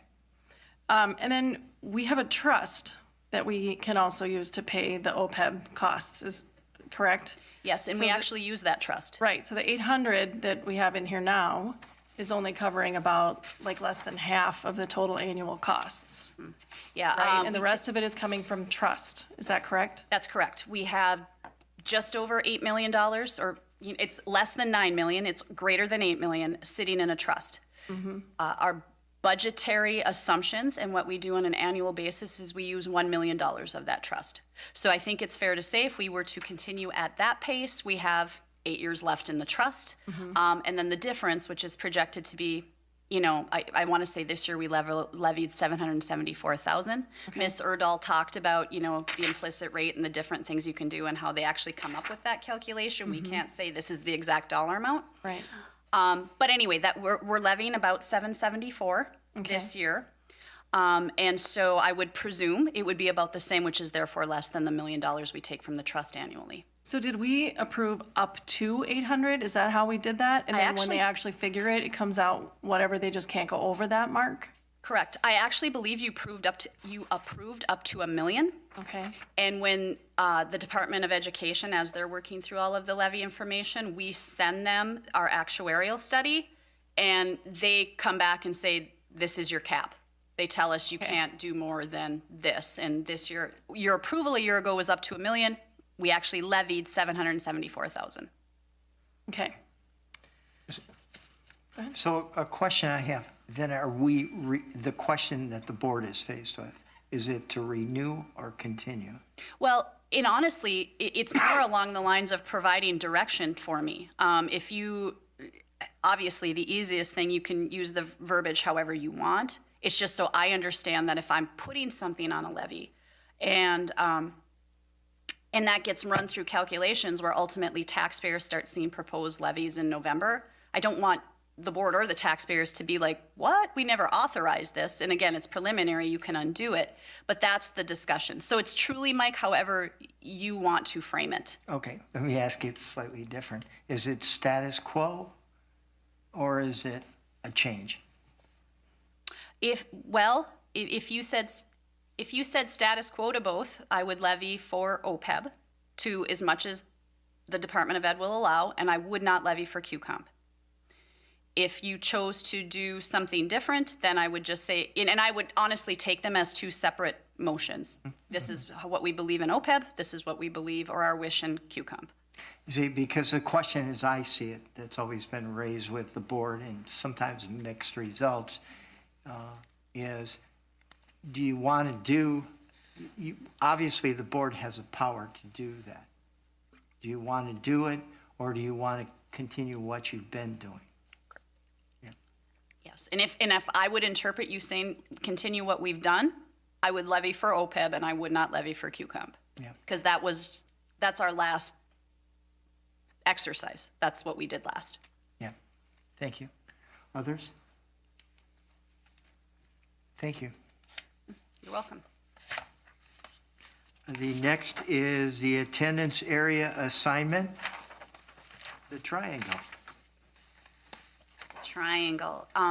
So this presentation is based on the Manning Avenue Road realignment, which is TH5 to CSAH 14 Manning Avenue. Some of you will be very familiar that it's just outside of Lake Elmo where the Holiday gas station is and across from the airport and the fairgrounds. We have, ask for that to be put up. You can see by the circle, that is the area in which we're talking. It's the corner of the yellow, and I'll scroll in further, but just to provide you kind of a visual of where our attendance zones are. The purple is Lake Elmo Elementary, the yellow is Rutherford. You have your Anderson Elementary here. You can see the different colors as we move. So just to give you an overarching visual, and you can see the airport is here, and this would be Easton Village that's hanging out down here. As we move into this particular area is what I'm talking. This is what happened with the Manning Avenue Road realignment. This is across the road, like I said, when you start moving into the fairgrounds area. So boundaries have been aligned based on essentially major roadways. We try to follow, that's the division line. With the major roadway changing and ultimately this road is going away, our major roadway now is more of a 90-degree angle than it is this draw, which leaves this area open to say, what attendance area do you want that to be? We have 16B to the north, which you have the fields, different version of the fields that are being served along that roadway. Or you have Easton Village down here, which is Lake Elmo Avenue. No one currently that has a school-age child is residing in this area. I believe we might have one house there, but there is no one of school age. So it's a great time to make the decision, as whatever you decide doesn't necessarily have an immediate consequence for anybody. This area is set to be developed. We will have units coming in. The city estimates that potentially 152 housing units with a minimum of 57 housing units being in that triangle. So you're looking at 57 to 152 housing units will be in that area. So I will be looking for board direction on whether you would like that to be the 16B area or the 29B area. Again, 16B currently serves Rutherford. That's certainly our less populated area. Again, I don't ever want to say this is the area it is because we do change boundaries, but I will say if you're looking at proportions, 29B is heavier and has the potential to be heavier with student population than 16B, if that helps with your decision making. So I'll open it up to the board. Director Stillwater. So if I understand this correctly, this is currently in a Lake Elmo boundary? Because it's blue? It currently is, but I would say it's now drawn off of a roadway that doesn't exist. So yes, you could say that, but the reason why, and you can keep it that way. I mean, it is blue, but there's no roads there anymore. So the main issue here is that once that road is gone, it's going to feel like a weird boundary. Why would you put a boundary right in the middle of a field or a neighborhood or something? Yes. Okay. Director Pearson. Thank you. Well, and I think right now the good thing is that there aren't houses there, so it's the best time to ever make a boundary change if we're going to. And I think what I'm hearing you saying is right now, Rutherford is underpopulated. Lake Elmo, as I think most of us know, is very populated. Well, and I would say this, just even if you take Rutherford out of it, the 16B attendance area, regardless of where they're going, just has less kids than the 29B. So if you're looking to try to maybe even it out, and it's right next to the fields, which currently serves a school, like are those kids, whomever lives there, even if it's 10 years from now, are they looking across the street and then we're going to hit it eventually, but are they going to a different attendance area, or are they just is manning the line? That's just the line to the next attendance area. Which is inconsistent with what we've done in the past, where you said use major highways. Yeah, we try to use you try to use demarcations that are obvious for people's understanding. I mean, there are people that get confused. Are we in the Stillwater School District? Aren't we? When they're moving in, and what elementary school or what secondary school are we going to go to? And so we try to use as much major line or easier demarcations than just smack in the middle of some property. Thank you. Jennifer? Thank you, Chair. My initial question, Kristen, was why wouldn't we wait until the work of the Long Range Facilities Group, to kind of make some of these boundary changes? But just for the board, I'm obviously exceptionally familiar with this parcel, with this area, and it's adjacent to the fields of St. Croix.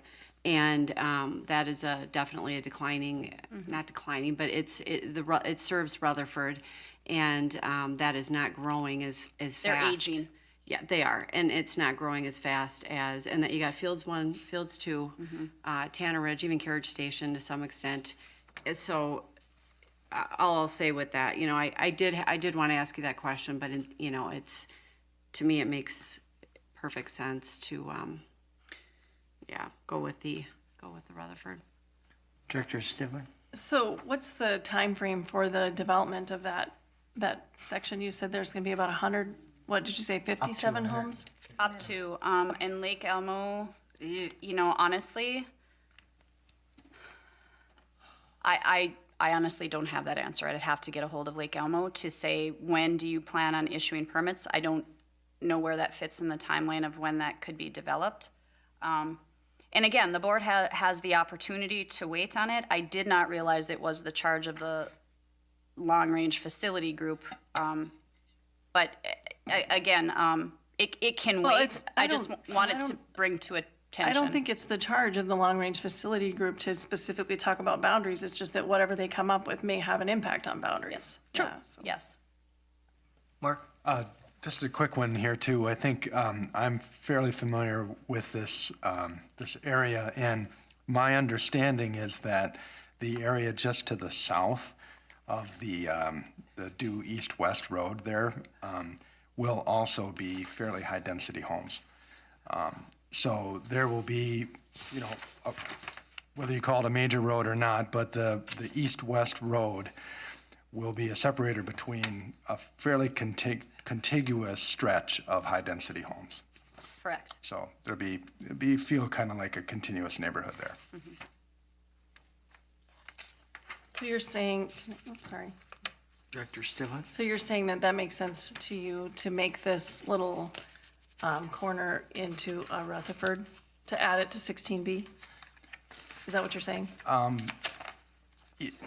I don't know. I was just saying that the area just to the south of this triangle, my understanding is that there will also be relatively high-density homes. Mm-hmm. And, again, you've got two competing interests here. You've got numbers, which we have to deal with, but also is there a feeling that is a one large neighborhood, more than going to the north, which are the fields, which are larger parcels and maybe doesn't feel quite like the same neighborhood as what it would be to the south. So there might be some argument to say that you would include that triangle in the Lake Elmo. Kristen? One thing that maybe, again, provide a consideration and would be, I would want to, having gone through the boundary committee and the boundary process, I would encourage you not to look at whether it be 16B as Rutherford or 29B as Lake Elmo, because quite honestly, as Director Pelletier brought up, if, let's just say, I mean, making it up, there's a brand new school. Well, that 16B versus 29B might make all the difference in the world to somebody. So maybe don't look at what it's currently assigned, back to at least consider, like what Director Burns is saying, is it about, you know, kind of looking at housing units? Is it about evening out the attendance areas? But I would just say don't, you know, let's try to look at an imaginary world that could be 10 years down the road, because we're taking attendance areas during the boundary process. We're not saying, but they're going to Rutherford or they're going to, because we honestly don't know what that will look like 10, 15, 20 years from now. So as you weigh your decision of what that looks like, you know, take all of that into consideration, that it's an attendance area that could be moved somewhere. It's just concentration or not. So the question becomes, if Jennifer has made a good point, do you wait on that? We're supposed to get a report next fall or late next fall. Do you wait for that? Because you're right, if you end up saying, you know, somewhere in there, we're gonna build a new Lake Elmo Elementary or so, it's a game changer in terms of these areas. Right. Or maybe. So again, the blessing and curse. You wait to see, and you certainly can do that and weigh it out that way, and there's certainly advantages to that. On the flip side of that, if you have people living there or getting ready to move there and they're saying, what school am I going to? You might need that decision sooner than later, and you might have been grateful you made it earlier than later. I mean, it's a horse apiece. Those are just the considerations. Thank you. Jennifer? Thank you. This is not an action item at this point. Correct. So just something that is going to be on my mind a little bit is, as you look at these parcels, you've got a lot of young families coming in all at the same time.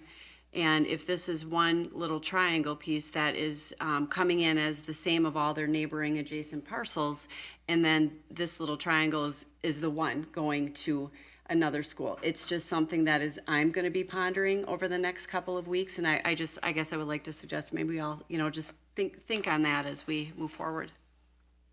Thanks.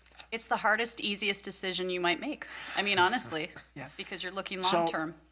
Have we given you direction for when you come back? Because this is a report. It is a report. I don't know that I need direction. To me, it's when do you want to take a vote? Mm-hmm. Other comments, questions? We left it in no man's land. Correct? Or, yeah. Okay, well, thank you. You're welcome. So moving right along, we go to 2019 district renovations, carpeting, casework, and wall replacement. Thank you. You were provided, I believe, in your packet, a series of maps that hopefully helped you reflect in each particular buildings. The highlighted or the yellow areas show you what areas of each building that the project description is covering. So breaking it down between Afton, Lakeland with the flooring replacement, casework, chalkboards, water line, those sorts of things, to Anderson, to Lake Elmo, Lilly, Rutherford, Stillwater Area High School, and Stillwater Area Middle School.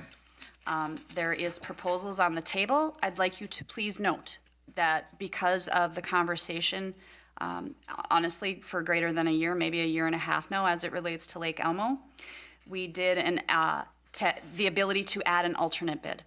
So what is in front of the board is saying, okay, the lowest responsible bidder for all of the items absent Lake Elmo is $1,119,300 to AVM Construction LLC.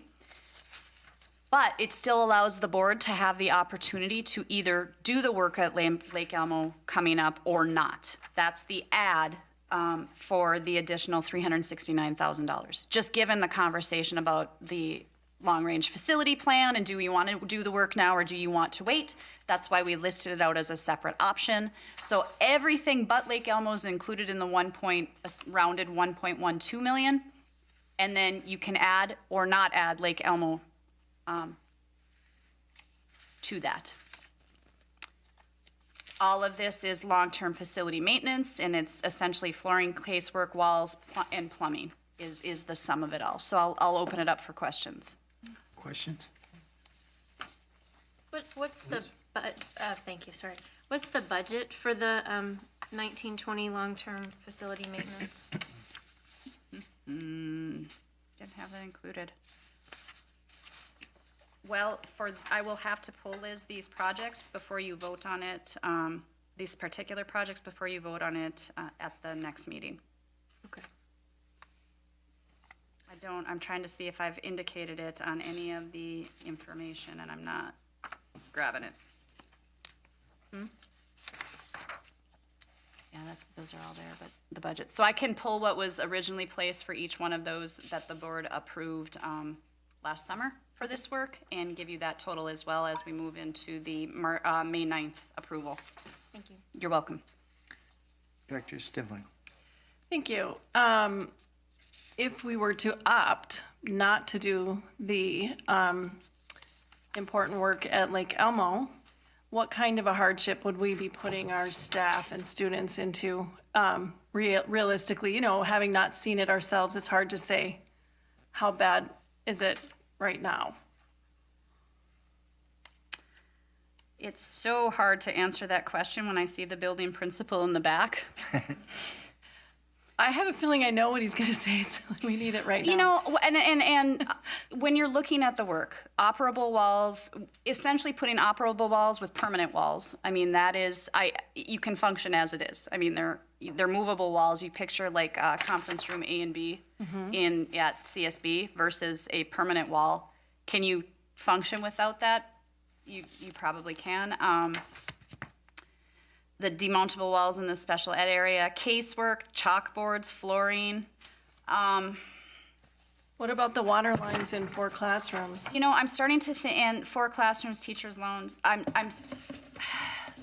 That one is, I'm looking at it saying, okay, when we did like our water sampling, I'm not sure if one of those classrooms came back where it was, had lead in the water or a higher concentration of lead in the water. That might be one area that if you're going to look, if it's one of those classrooms, but. Is that like actual changing the pipes, like actually putting holes in walls and tearing out stuff? And so is that part of the reason why? And that's why you do the casework and what have you at the same time, because you've got it open and that's the time to replace. Okay. Can all of it be done? Can all of it wait? It can. I mean, it can. You can look and say, this is nothing back to, we've had the conversation about what do we do with a roof and, or a heating unit. That's different than casework and chalkboards. And that's just part of our plan that you could delay. I don't know that. And again, if a water line or a couple of water lines had an issue, we just shut them down. Mm-hmm. There's, other spaces available to have that. So, I guess, sorry, I didn't mean to interrupt. No, that's okay. I guess I think the question is, is Lake Elmo getting to the point, and we're embarking on this new long-term facilities process where we may come up with a result that, everyone agrees we need to just start new, build a new building, and replace Lake Elmo. Obviously, that would be the reason why we wouldn't do these things now. So the question is, I'm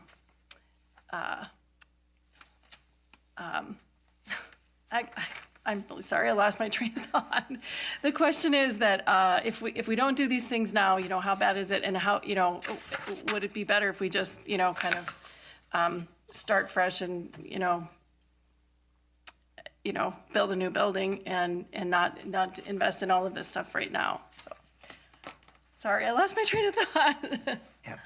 But I think that brings up good questions for the long-range facility Yeah. to take a look at, because even if you decide 5 years from now, 10 years from now, you're going to do something differently, but maybe you're still going to use the building for something else, depending. And again, I don't want to preset where the long-range facility goes, but that's part of what they're looking at. And again, that's why we went out for bid as we did, to make sure the board had the opportunity to have this conversation. I remembered it now. So it relates to the long-term facilities funding process. So if we have set aside this, whatever, 700,000, whatever it ends up being, the difference that we would save from not doing this project. If we were to build a new elementary school, that would come from a bond funding. So what flexibility do we have to use those funds, the long-term facilities maintenance funds, for something else in the district? Like, what does that look like? That's what we would actually do. Okay. With the long-term facility maintenance, you have to replace like for like. So we can't add anything new. And in having the conversations, even if we have projects identified, if something of an emergency or whatever happens, a project, painting, carpeting, whatever, is going to get bumped, casework, because they aren't, again, mission critical to the function of the building. Right. They're going to get bumped for a project that is in need immediately. So I would look at this with the $369,000. We'd just carry on farther down the list. And then however that looks coming out of the, the facility committee, whether it's, yes, we're going to do this, or, then we start prioritizing that way. So we would just move to the next slot on the list of projects that need to be done. Okay. Okay. So that is kind of appealing, actually, to think that we might be able to use those funds in a different way if we decided that we were going to. I definitely would. I'd move on to the next projects that have been direction. sitting. Okay, thank you. Any other questions? All right, I think that concludes the report. Thank you very much. Technology replacement costs, Mr. Perry. Good evening, Board. My intent in bringing this report to you this evening is really just to keep you apprised of the larger purchases that we're making through the technology department. As you know, funding has been a challenge for our department for a number of years. And one of the things that we do in order to get through from year to year is we're very cost conscious as the months go on and what projects we approve and what projects we don't approve. And as we get towards the end of the year here, we see how much money we were able to save to help reinforce our teacher and student devices and our classroom projection systems. You can see the numbers in front of you tell a story that we are not keeping up with our replacements. So we kind of know we're in that decline. We've talked about that quite a bit. But they are large amounts. I do want to point out that currently, I think where we're at in the budget, this is probably the last year we can foresee being able to make these Chromebook acquisitions. One of the nice things about this is we're specifically waiting on these devices. The devices we're purchasing expire in 2025, which is the longest life of a device you can currently purchase. So that will especially help out the elementary schools with testing. It won't make too much of a dent for our secondaries. In terms of our staff computers, in order to keep up, it's about 100 to 130 devices a year that need to be replaced. So we currently have devices in our system that were deployed in 2012. Those are not in classroom teacher hands. We generally prioritize our classroom replacements over everything else. But it kind of shows you how we're starting to get a little bit behind, when you've got people at that 7-8 year mark. And this won't keep up, but we've got some staff turnover coming in the fall, and usually one of the things we run into is somebody that may have retired is being replaced and they have a 7-year-old or a 6-year-old device. We're not going to pass that device down. We're going to repurpose it and make sure that new teacher coming in has a new device. So the first day of school, we have a higher demand for devices than any other time during the year. And then we're trying to keep up with the classroom video displays.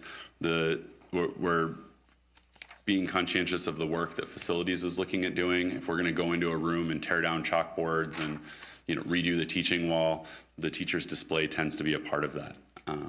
Our displays, I believe the average age of the displays in our classrooms now is pushing 8 years, and 8 years is where we see them die. So there's a lot of displays that are past that 8 years in order for that to be the average. And so depending on when that device dies, it really leaves a teacher in a spot. These are core teaching devices now.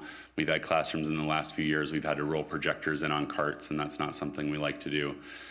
Generally, what spells the end of these devices is when we do any kind of construction, we tear them down off the wall and we put them back up and we hope they'll work.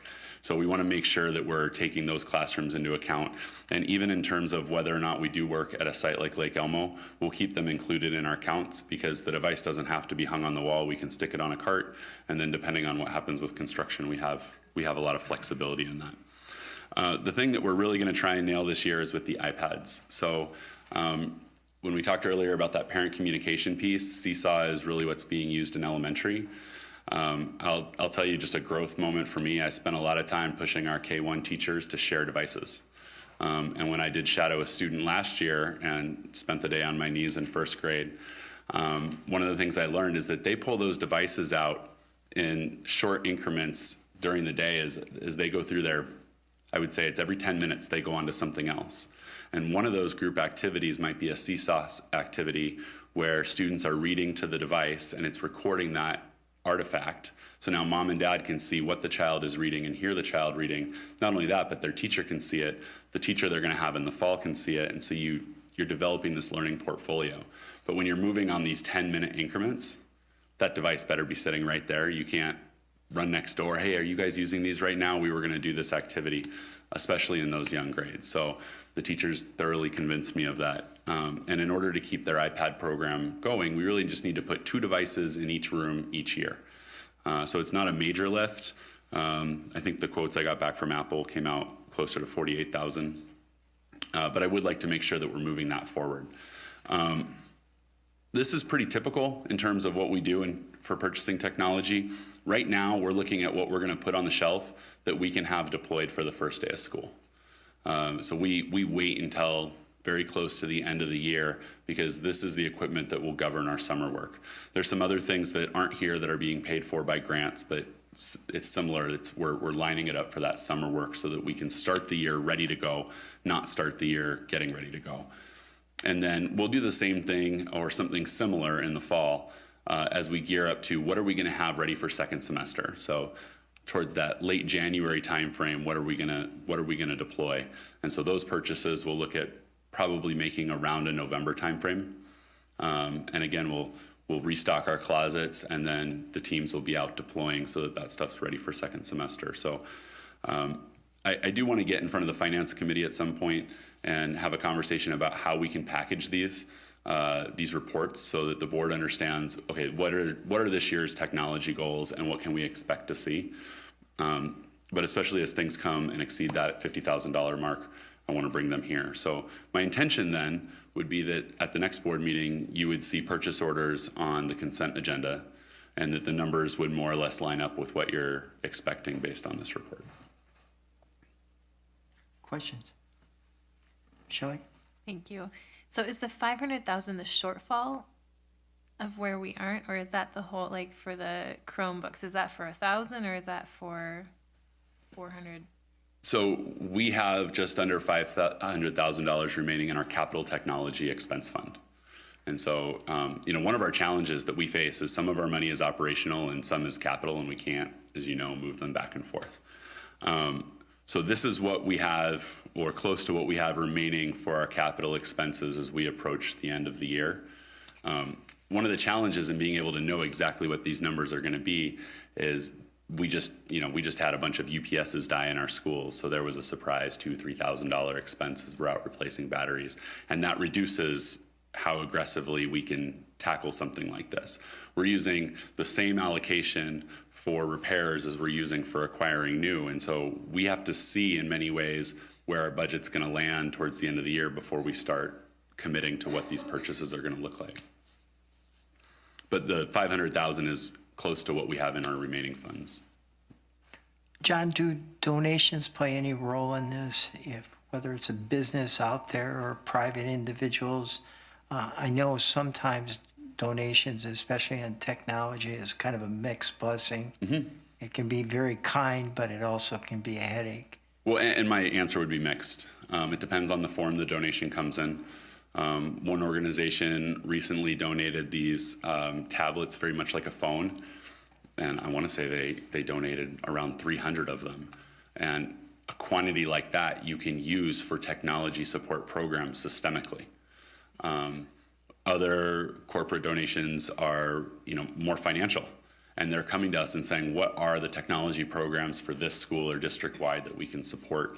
And then we get some of the one-offs where it's just a computer here or some old computers there, and those usually wind up going into some kind of program where kids are learning computer repair or trying to do some innovation, because it isn't standard technology for our environment, and it's not a large enough donation to be scaled. Okay, thank you. Sarah? So did I understand you to say that this you already have in your budget? This isn't an additional Correct. add for this, and this is going to be something that's in this year's budget because it's not going to appear in next year's budget. That's what I'm hoping. Okay. Without getting into too many details, there's Intel chip shortages out there right now, and there's competition for these Chromebooks. And so one of my follow-ups is to find out from my vendors, can you guarantee delivery before the end of the year? If they can't, what we do is we earmark those funds, we roll that encumbrance, and it'll show up as a July 1 PO, probably in that maybe mid-June timeframe. Essentially, this is money we already have. Correct. And this is what it was timing may budgeted for. push it into the next budget, but it would be already there. Okay. Correct. Thank you. Okay, and this will come to us at the next board meeting as an action item? Yeah, so in the next board meeting, I would think in the action items, you'll see the quotes. So we've got competitive quotes coming in for everything right now, and then you would see the lowest competitive quotes. Okay. Any other questions?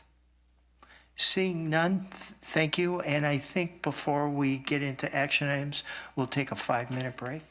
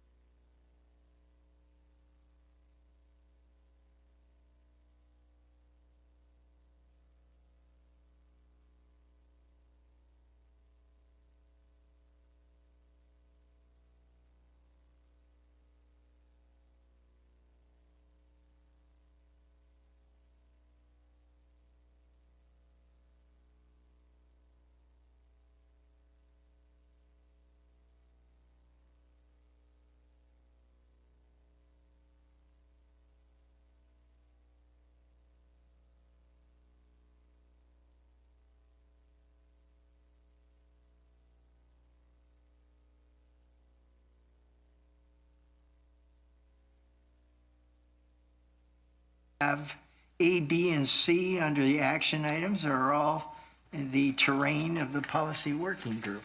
Okay. This should be fairly easy. We have not had any changes on, well, this is A is the discipline policy, B is the attendance policy, and C is the technology use policy. Do we need to have a motion on each one of these separately, correct, Barb? Okay, so let's start with A. Discipline policy, we have not had any changes from last time. We had first reading and second reading, and third reading, and this is, or did we just do, is this the third? This is the third, okay. And so this is the action item. We're asking to vote. I would like to make a motion that we pass the discipline policy as it is. Second. That's Liz. Liz, second? Okay. So it's been moved and seconded to pass the discipline policy. Any questions, comments? Seeing none, all those in favor signify by saying aye and raising your right hand, please. Aye. Aye. Passes unanimously. Attendance policy, B. Okay, so same as the discipline policy, we have had our first reading and second reading. We have had no changes since the last time. So this is exactly as it was the last time we had it. I would like to make a motion that we pass the attendance policy as is. Second? Tina? Tina seconded Sarah's motion. Is there any questions, comments? Seeing none, all those in favor, please raise your right hand and signify by saying aye. Aye. Aye. Again, it passes unanimously. You're on a roll, so come to item C. Okay. So same as the first two, technology use policy. We had a first reading and a second reading. We have had no changes since the last time. I would like to make a motion that we pass the technology use policy as is. Is there a second? I'll second. Mark seconded, and Sarah raised the motion to pass the technology use policy. And so all of those in favor, I don't think there's any questions or comments, but I'll look always, or try to. All those in favor signify by saying aye and raising your right hand, please. Aye. Again, motion passes unanimously. That takes us to item D, and I'm going to give a little bit of context and background on that. Superintendent Pontrelli also already talked about that Monday. We had an interview scheduled with long-range plan facilitators, or people who provide that type of service. This follows an advertisement for proposals for a facilitator, for a long-range plan facilitator, and three firms submitted information and were interviewed at that work session last Monday night. And again, the three firms are Cunningham Group, ATS&R, and Wold Architects and Engineers. What I'd like to do is propose kind of a format, and this is no complete project, but here's what I want to do. Number one is that in a minute, I think we can talk about what we liked by any one of those three firms. And what I'd like to do is put the concentration, the effort on talking about what you liked. And what I want to minimize a little bit is what you didn't like. And so we're going to push the positive approach of this. Our real goal is from that discussion to develop kind of a consensus of who we liked without taking the formal vote. Then what I thought we might do after that, and I promise I'll let that go as long as people can think of positive things they want to share. But then I thought what we would do is ask Barbara to prepare ballots, individual ballots for us. And what we would do after that discussion is put two choices, your number one and your number two. And then it's not necessarily a vote, but we get a feel for where people are at. Now, it's okay with me if we get 7 all the same, that's good. But if we get a 6-1 or something like that. But what I want to leave with, if we can, and if you got better ideas, you can tell me, and the group can decide what you want to do. but I'm looking for somebody in that group that we all can get behind and say, yep, they have our blessing and go out and do good work. Okay? I think we can just use our piece of paper that we have here to write, if you Sure. want us to do that. Okay. And one other thing I want to share beforehand, and again, this is only one feature, not necessarily the most important feature, but I contacted Denise and Kristen earlier in the week, and I asked them for a cost breakdown of services for the various vendors. And so Kristen was very helpful, and she put together a chart, which I think we can put on the screen, or hopefully can, and share with people. And this takes the 3 different groups. They can't put it on. Oh, we can't? Okay, that's okay. We'll do it as best we can, maybe run through it, and Kristen, I can do it, or you can. And Didn't we get Could we these? email it, or Didn't we get these? can we put it under the document tab? yeah, sure.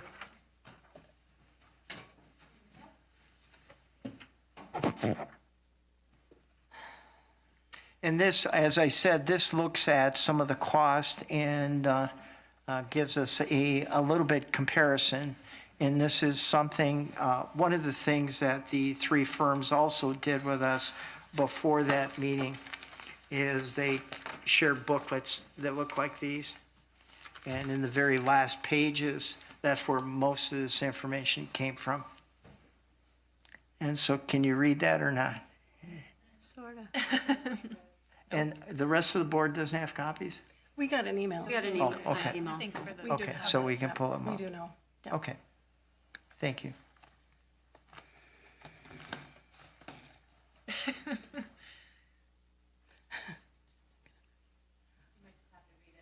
Okay, all right. No, we took his. Well, does,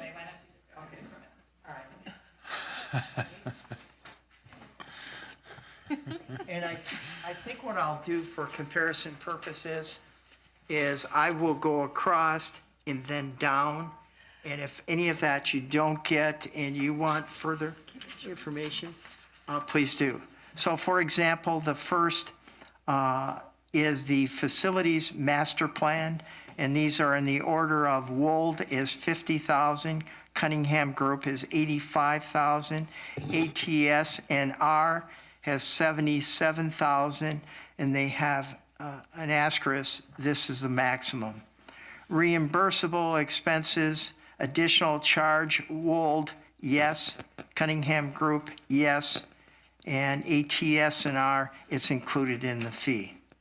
Refund of facilitator fee for future work, Wold would give the 100% refund if they were selected to do other future work. Cunningham Group willing to discuss it, ATS and R 30%. Pre-referendum services, Cunningham Group says no cost, the other 2 did not reply. Review and comment, ATS and R, which is the third one, 12,000 they would charge. Referendum services, ATS and R, 16,000 maximum. Awarded all projects, if they got all projects, again, the only one who commented on that was ATS and R, 90,000 maximum.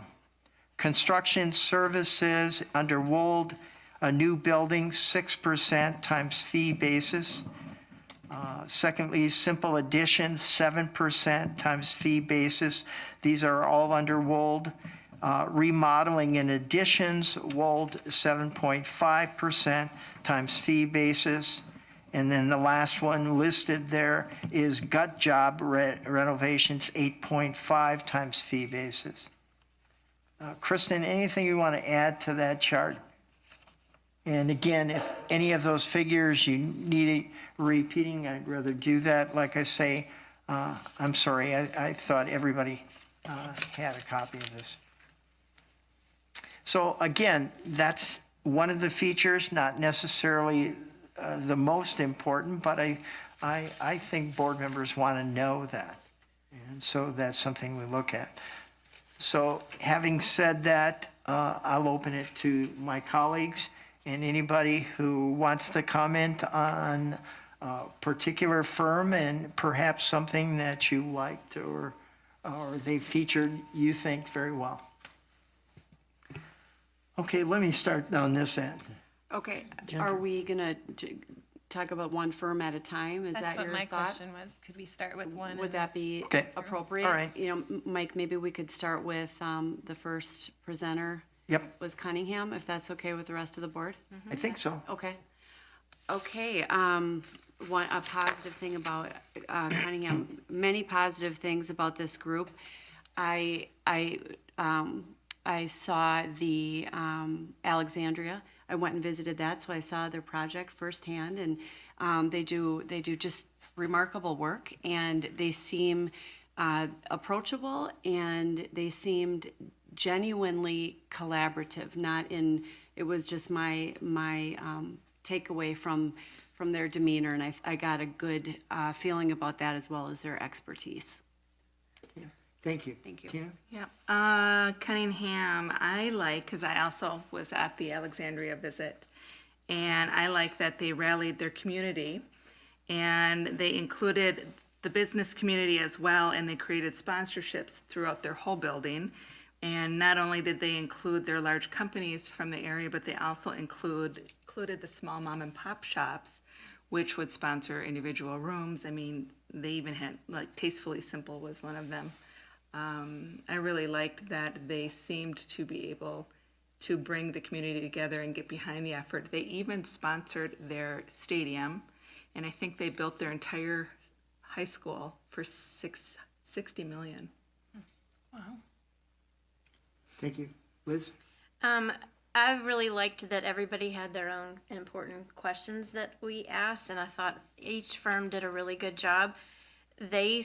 Cunningham stood out to me, actually, the way they answered Mark's question, and I'm going to paraphrase this, Mark, but the basic question was, how do you engage underrepresented groups? Is that fair, your question? And their answer, and I wrote down, they provide alternative means of feedback. They allow different meeting times and places, find out who is not served and what can we do to get them here. They even mentioned providing childcare, transportation, food to get people to want to come to more meetings. They said they could allow site-based workshops at different schools, and I thought that was really impressive to me. Thank you. Shelley? Thank you. Much of what I liked about them has been said, but I liked also that they not only did they say they want to hear every voice, but they had those ideas of how to reach people. And they also said to engage those who may be against, and I appreciate that they would want to take the time to do that. I liked their gap analysis, and that's an opportunity that we could do, that it's just seems like a really cool way for us to be able to see where our greatest needs are. Is that the salsa chart? The red, I think. Yeah. Sarah? Yeah, so I kind of feel like I just want to say, I believe that this process has the potential to bring many various groups in our community together around an exciting, hopeful vision for the future. And I think if we do it right, it could be really awesome for our community, considering that we've had some, not so easy times lately. I think it could be really, really awesome if we have the right group. And I liked Cunningham because they were energizing, they seemed really happy, they were optimistic, incredibly knowledgeable, and they talked a lot in their presentation and in their packet about trust and the importance of trust. And I think some of the points that you guys have already made kind of were in defense of that, that you have to have an authentic process. You have to really be good about going out and finding the voices and connecting with people and really hearing a comprehensive story of what's needed and what people hope for. They just made me smile. And the other piece that I think is unique to Cunningham is they have a real focus in the environmental awareness piece. So they have a lot of designers that are LEED certified, and so the environmental component is really important to them. I also am kind of familiar with the Alexandria High School, and I know that a big part of that was bringing the community along in that conversation, so that it really did rally the entire community around that new building, and they are so proud of it, and it's so beautiful. And so I just think that's that's a really incredible story. Love to see something like that happen here. Okay. Mark? Yeah, and so yeah, I agree with Director Stivlin that, we really had 3 highly qualified, very professional candidates, facilitator candidates come before us. So, making a decision to pick one of them is not straightforward because they're all 3 highly qualified. The Cunningham in particular impressed me not only with their written proposal that I felt was extremely detailed, and laid out a very detailed process for how they would go about engaging the community. But they were also very detailed in their oral presentation to us. I thought it was very professionally done. I also liked the gap analysis. I thought that was something unique, and I thought it would be something that would bring value to the process. I felt like they were very detailed in their presentation, so I appreciated that. Could I ask this, because a couple of you have mentioned it, but for the purpose of the audience, can you tell them what gap analysis meant or what it was roughly? Maybe Superintendent Pontrelli can speak to that. I can do that. So the chart that they showed you, the SALSA chart, remember that they compare standards and you develop standards. So they had 47 standards that they were sharing. I think it was Wayzata maybe who was talking about. And you look at those standards and go through your buildings and rate them on different look-fors within that standard. If a building is really struggling and needs a lot of help, then you're going to have a red. If it's good to go, it's going to be a green, and anywhere in between, yellow, orange. So it gives you a visual of what the needs are for all the buildings across the district between what you have and what you want. Okay, thank you. Would you like to move on to another firm? Sure. Okay, so doing that and keeping the same order, let's go to ATS and R. And do we want to start at the same end, or do you want to switch? Either way. Sure. Jennifer, are you ready? Sure. Thank you. I would say what stood out with this group, and I just want to just quickly mirror the other comments. These were just 3 incredible firms, and the decision is not going to be easy, and I just really want to shed light on that they're incredibly professional people, and you can tell do really good work. What I liked about this group, we met every single person that will be assigned to the project. They all have very interesting and incredibly important skill sets that are different that they bring to the table. And I just thought the way these people will come in and work with whomever they're working with, I got a really good sense that they not only know their craft, but they also work well together as well. So that's something that stood out to me with this organization. I think that's it. Thank you. Yeah. So very enthusiastic he was when he had spoke. Their fee scale seems to be very thorough. They had experience by already building our high school in the community, and he spoke a lot about community trust and getting behind the community and actually overcoming some of the dividedness that we have here right now.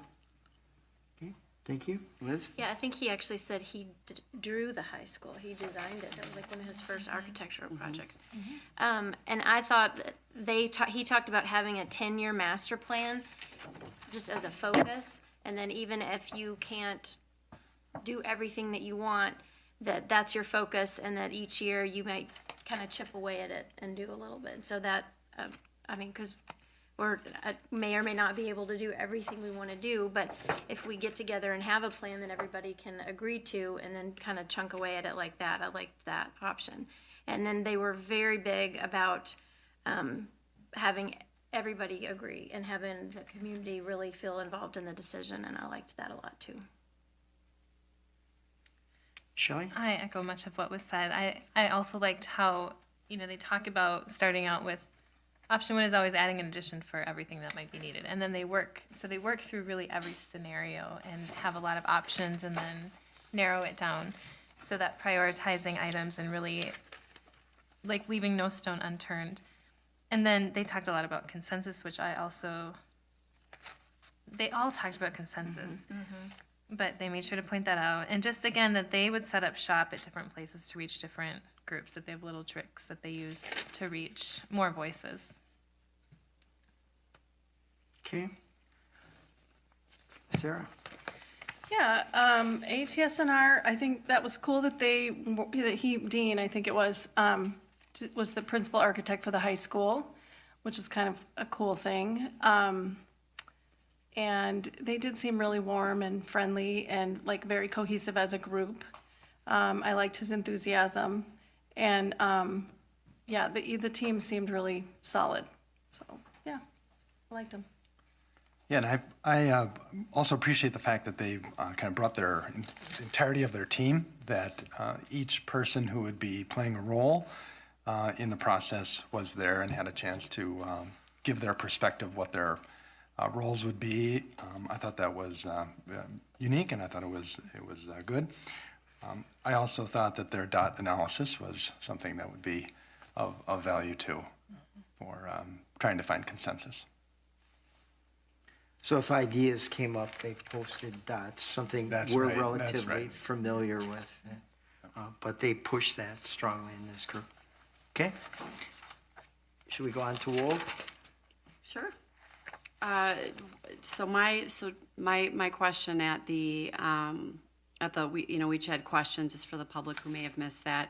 My question was that I asked each consultant group was about consensus. So what resonated with me is basically almost their entire presentation was about just that, was about consensus. So I thought that was, I was pleased with that, and they answered a question I thought it stood out for me when asked about consensus, and it was, we're gonna take, if it gets done, when it gets done, that's great, and if it doesn't, we're gonna work until we get it right. And I thought that was a really wonderful, comprehensive answer. Thank you. Tina? They were very thorough with their presentation. They knew our community. They did their research. Their packet or their brochure that they sent along, I mean, I took notes for days, and everything is so well laid out. I mean, it explains everything from their pre-referendum strategies and the plannings and the steps you'll take. I'm very impressed with their presentation. Okay, thank you. Liz? And I think the answer that stuck out to me was also to Jen's consensus question. And they said, we'll read the tea leaves to find a clear path. Will take longer if the community is divided. The most important thing was to build trust, and that if it's necessary for the district to have a smaller referendum to show the community that we can actually do what we're saying we're going to do, then that they feel that's important. And when I think Sarah had asked them, is our timeline too aggressive? And they said no. The only problem with the timeline is building consensus, and if they saw that they needed to meet more often, they would do that. It seemed like they would have an unlimited amount of meetings to try to get it to go the right way. So that was really impressive. Thank you. Yeah, I had that too. No limit to the number of meetings and the fixed fee, which is good. And I also marked that everything starts with trust, and really with their consensus that they remarked, let people air whatever history is theirs and not run away from the table. And so just to really have those hard conversations and really allow people to speak their truth. The other thing I liked that they talked about was the innovation days, where they would bring groups together and just dream together and try to go really above and beyond what even people might be thinking about. Thank you. Sarah? Yeah, so I liked Wold. One thing about Wold is they seem to be like the busiest, like they have a lot of projects. So I guess that says that a lot of people have trust in them.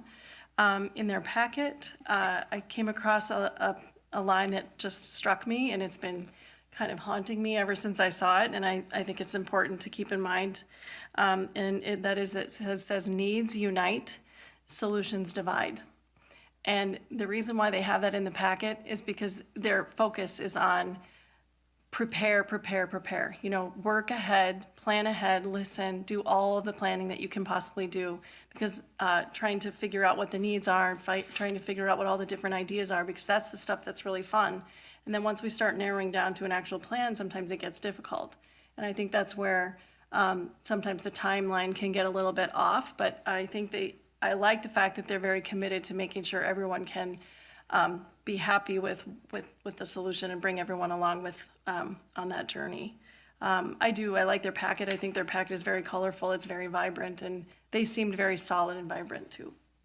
Yeah, and I agree. I felt like when Wold came to us that they knew what we needed, and they were going to deliver that to us.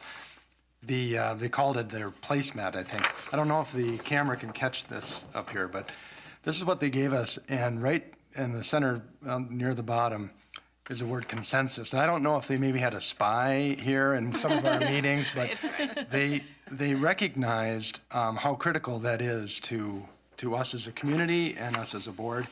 And it was really the cornerstone of their presentation. So I felt very good about how they were committed to reaching that consensus, regardless of how difficult the road is that they need to get there. I thought all three groups, one of the things they did is they provided a wealth of information. Mark held up one, but you could do it easily with the other two. They had very colorful displays of who was involved in their teams, and they brought them with. So all of that was useful. Having gone through that, do you want to add more, or do you want to, at this point, list a first and second priority that you would have? Sure. Mm-hmm. Are you comfortable with doing that?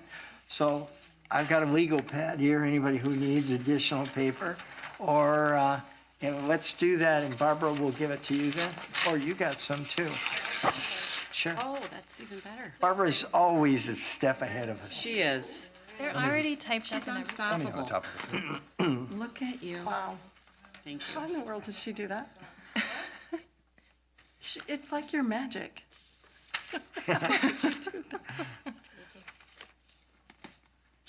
Thank you. Thank you. Do you want us voting for one or voting for top two? Or you just want to cross one off? I would just do this. Whoever you want to be your top choice, give it a 1. And then on the other ballot, whoever you want to give a second choice. And then it would help if you sign. I think she's. I just did Is that the way you want it? second ballot. Yeah, I put 1 and 2 on the Yeah, same. so do one and two on one ballot. But I'm guessing you're down to 2, so you take Yeah. another vote. Gotcha. That's why you have 2 ballots. Gotcha. But you can do it any way you want.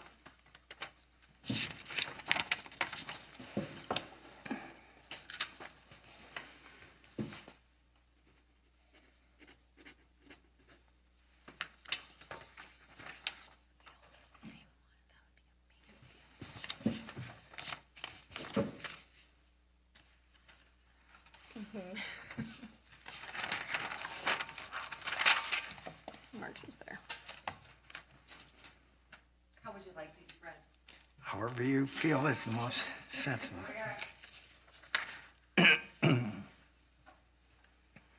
And our objective, at least at this first round, unless it's overwhelming, is that Can I just say, we don't need to see the names. We don't need to know who voted for which at this point. It's not, don't you think? okay. We don't need, we just need I agree. totals. Is everybody okay with that? I think we just need totals. Okay. but-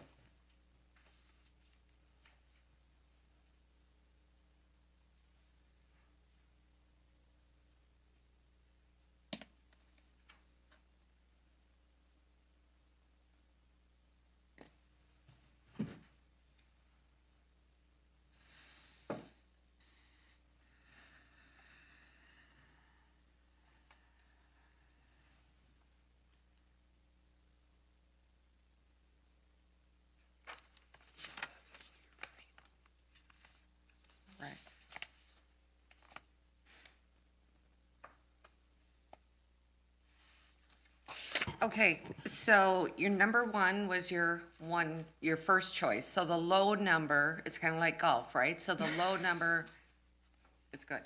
I will say Cunningham, received 9, ATSNR 0, and Wold 12.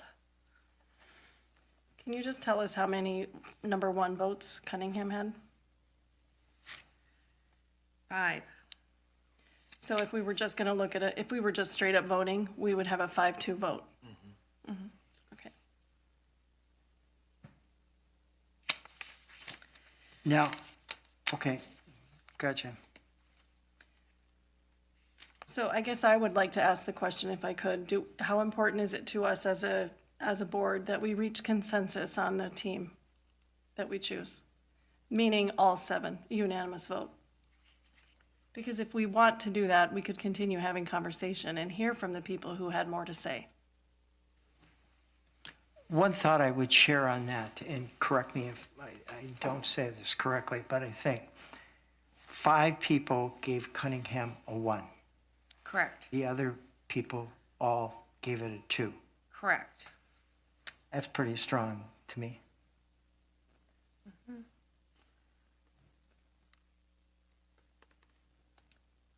I mean, I would say, do we want to have further discussion at this time?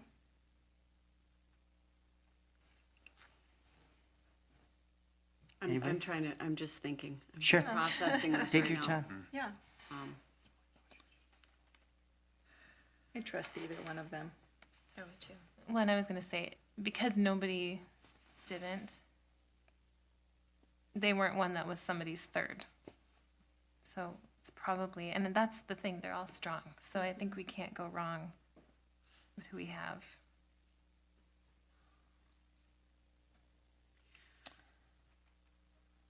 Yeah, I don't know how we, it would be great if we could get 7-0, but I do agree that both of the candidates that scored were either 1 or 2.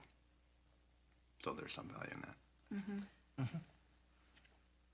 I guess we could actually make a motion at this time to approve Cunningham. If everyone's, then we could have further discussion after that if we wanted to. Okay. Okay, would that be good? Can I do that? Yes. I'll make a motion that we approve Cunningham for the facilitator for the long-range facility plan. Second.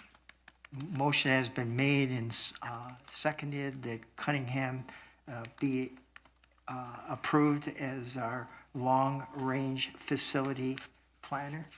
Can you please tell me who the second was? I didn't catch it. Tina. Thank you, Tina. I'm sorry. All right, all those in favor? Any further discussion? Yep, discussion? You do or don't?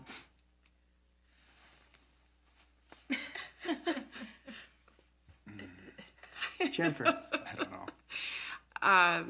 know. I'll just say, I think both firms will do wonderful work, and that's what I'm going to say. Okay. Anyone else? All right, let's take a vote. All those in favor of Cunningham, please raise your right hand and say aye. Aye. And I believe it's unanimous.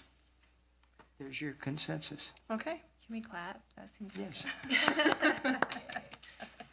All right, moving right along, we have board chair report, and that probably would have been what I would report it on, and it would be the selection of the long-range facility plan. And the firms that came and testified before us, and I think everybody has mentioned very well, is that we are quite fortunate to get 3 firms who were very, very strong and did an excellent job. And it's a consensus of this group that the best of the 3 at this point who matched our needs the best according to our board elected representatives was Cunningham. So that's who we will proceed with. Having said that, let's go to working group reports. And we'll start off with community engagement. That would be me. I was trying to find our notes. We met earlier today and we spent some time talking about First World's Best Workforce. It looks like they might need some additional members as the process has gone along, that there are maybe some gaps. And so we just started talking about what that looks like. We're planning to schedule a meeting with the 2 facilitators of World's Best Workforce and see really what their needs are, what they need for support, and what they think as far as what's needed on the group going forward. And we also talked about how we can go out to many different groups around the district and just start building relationship and connection with really all groups, but making sure that we make extra effort to reach any groups who might be underrepresented and making sure that they have a voice at the table. And a lot of that comes from building relationships with them. So we talked about having people who can help us with that, and just one idea that came up that I think group members felt was a good idea was to use our thought exchange and what comes out of that as a kind of a starting point to get us having a conversation with people. We talked about how we need topics that people will leave their house for to be able to talk, and so vaping at the high school came up, but just other subjects like that will get people out, and then whether there's some barriers to people being able to get to meetings and how we can help with that. And then we're going to talk about we didn't get our whole agenda, but moving forward, just getting regular meetings scheduled and posted, and really moving forward and being able to reach our community. Thank you. Going to finance and operations. We have a meeting Monday at 7:45 at Central Services, where I think the main focus will be budget questions that people have remaining. I think the attorneys and Kraus Anderson will be there about the tennis court. And then Denise had some items that she wanted to add also regarding specialist FTEs, preschool, and one other I'm forgetting. I know there were 3. All right. It'll come to me. I can't remember the top But of my head. that's Monday, and it's a public meeting, so people can attend, and that's all I have for finance.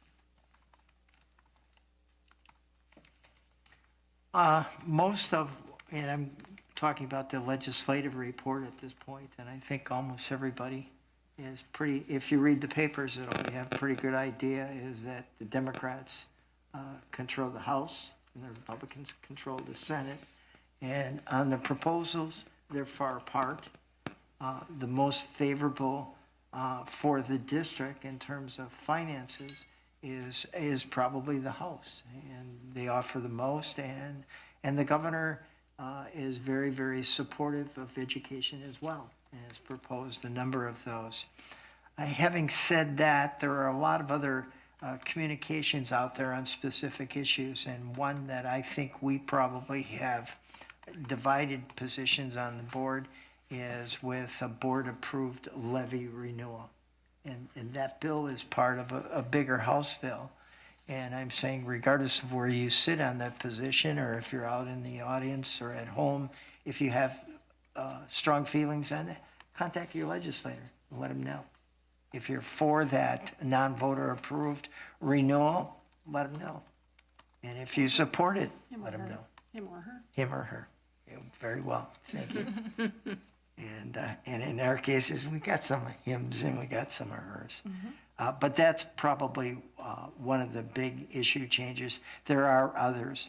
And if board members want further information on C's position on these, or AMSD's position, or MSBA positions, they'll flood you with information.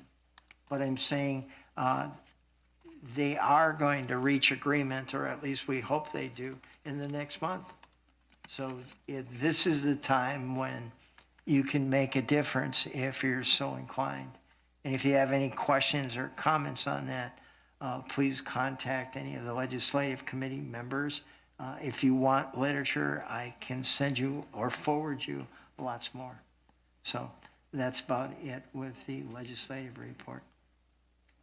Next, we go on to personnel, and that's Shelley again. personnel met this morning as well, and I think we're finally getting there with this evaluation to be on the next agenda. I'm going to say that it's going to be on the next agenda. We finalized kind of where we want it to go, which is different from a draft that we shared with the board a couple weeks ago. We got it to the point with Barb's help to send it to Kathy for her review, and then she'll let us know if there's any concerns, and then we hope to have it to you by next Thursday so that it's ready for the packet, and you can let us know if there's any questions, but we're getting there. Thank you. Awesome. Policy. Okay, thank you. So the policy working group met last on Wednesday of this week. Yes, was it just yesterday? Wednesday. Yes. Wow. Wednesday afternoon, and Bob, it was great to have Bob. He joined us for a little part of that to give us a little bit of an update on World's Best Workforce and how it relates to our board goals. And we also had a chance to talk with him a little bit more about the bullying policy. So we'll take the board goals first. We have, with lots of help, we have gotten to a point where we feel like we have finalized the board goals, our board goals, that started, if you remember, back when we had our board retreat back in, I believe, February, is when we started the ball rolling with some of the concepts that we had for the board goals. And we have them to a point now that we're ready to share them with the whole board for further consideration. Barb will be sending out a PDF version of the board goals tomorrow. And so what I would like to say to the rest of the board is take a look at them, and if you think there's something missing, if you think something's completely out of whack, please let me know. The policy working group will be meeting again next Wednesday, and we will take up any of your concerns or ideas or suggestions seriously. And so our goal is also to have this policy on the May 9th agenda for a first reading, and then give us a little bit more time, but then finally approve it as an action item later in May.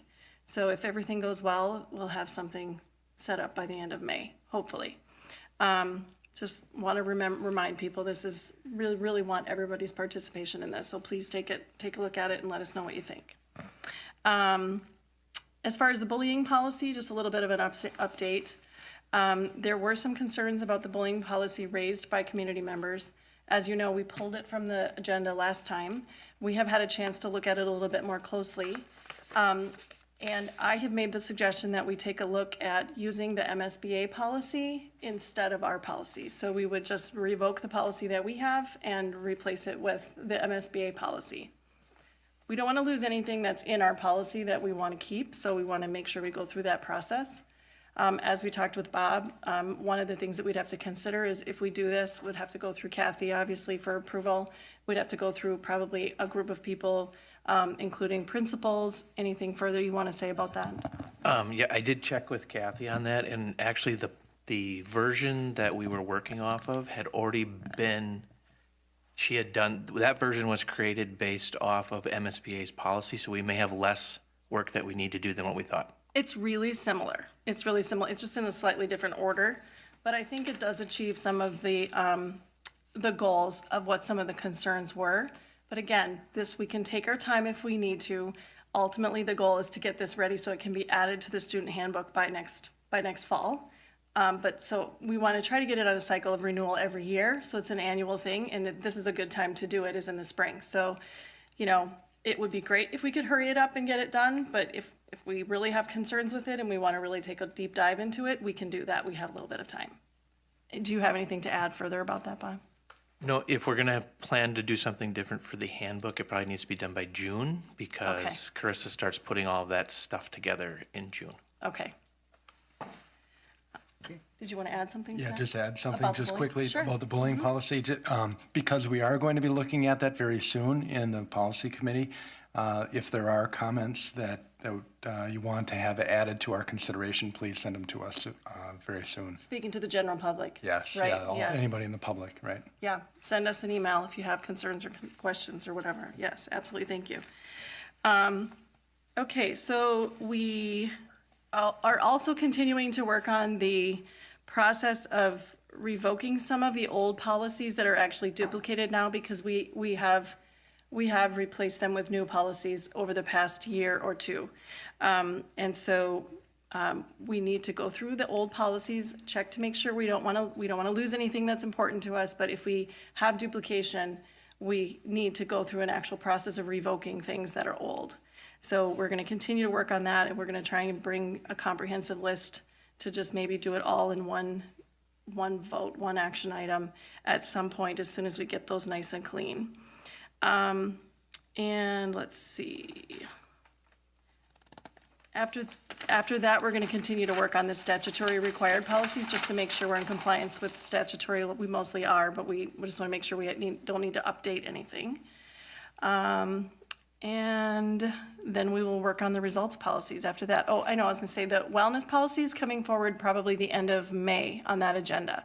So that's a committee that's developing it, working on it. They're going to have a report. We're going to hear a lot of really great things. I think I'm hearing that there's some really successful things happening with that policy, and so I think that's going to be great to hear. And then we'll be reviewing that and approving it after that time. Policy group meets again May 1st from 3 to 4:30. Again, I think that's next Wednesday, right?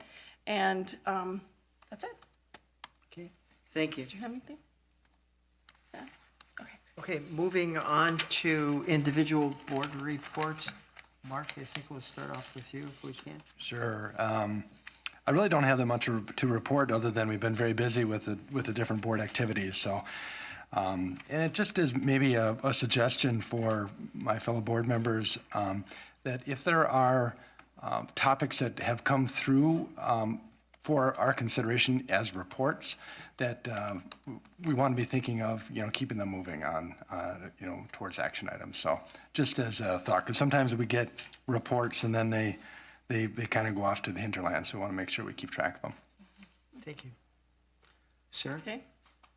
I just have two things I want to remind the community. Some of you may know that I used to be involved in the all-night grad party. I was an entertainment co-chair, which was a big job, and it was a lot of fun. I stopped doing that when I started doing this, and this is even more fun. But this is the time of year when there's a little bit of a frantic cry, like, we don't have enough volunteers. Oh my gosh, what are we going to do? And I can just hear their meetings, like, what are we going to do? Call everybody you know. So I'm just going to put out an all call to everybody you know. Please think about volunteering for the all-night grad party. It happens on the day of graduation, that Saturday night. The kids will come back and spend the whole night at our high school. And it's really, really, really an amazing event. It's really fun to be a volunteer there. You feel like you're a kid again, seeing everybody having so much fun. There's food coming out all night long. And it's just it's a really fun time. So if you're interested in volunteering for the all-night grad party, they really need your help. And you can go to, I know there's a link on the Stillwater High School website where you look at all the senior class party information. There's a link in there. But I can tell you that there's a website here that you can go to. It's sahsgradparty.com. And that's where you can donate if you want to donate a prize for something, or if you want to volunteer. They really do need it's all hands on deck, and it really is a lot of fun.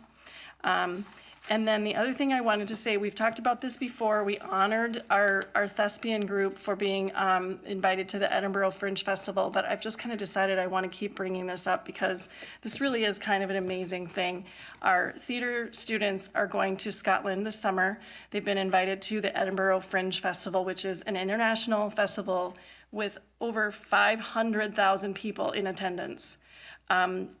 Theater groups from all over the world submit application to go and be a part of this event, and our kids were selected this year because of all of their hard work. It's really, really an amazing thing, and it's going to take a lot of money to help support getting them there and keeping them safe there and keeping them on task there. So I just want to say, this is like a handout that they have at the high school that's really cool. I'm just going to read from it. So the Fringe Festival is the world's largest gathering for the sharing of ideas and the expression of arts.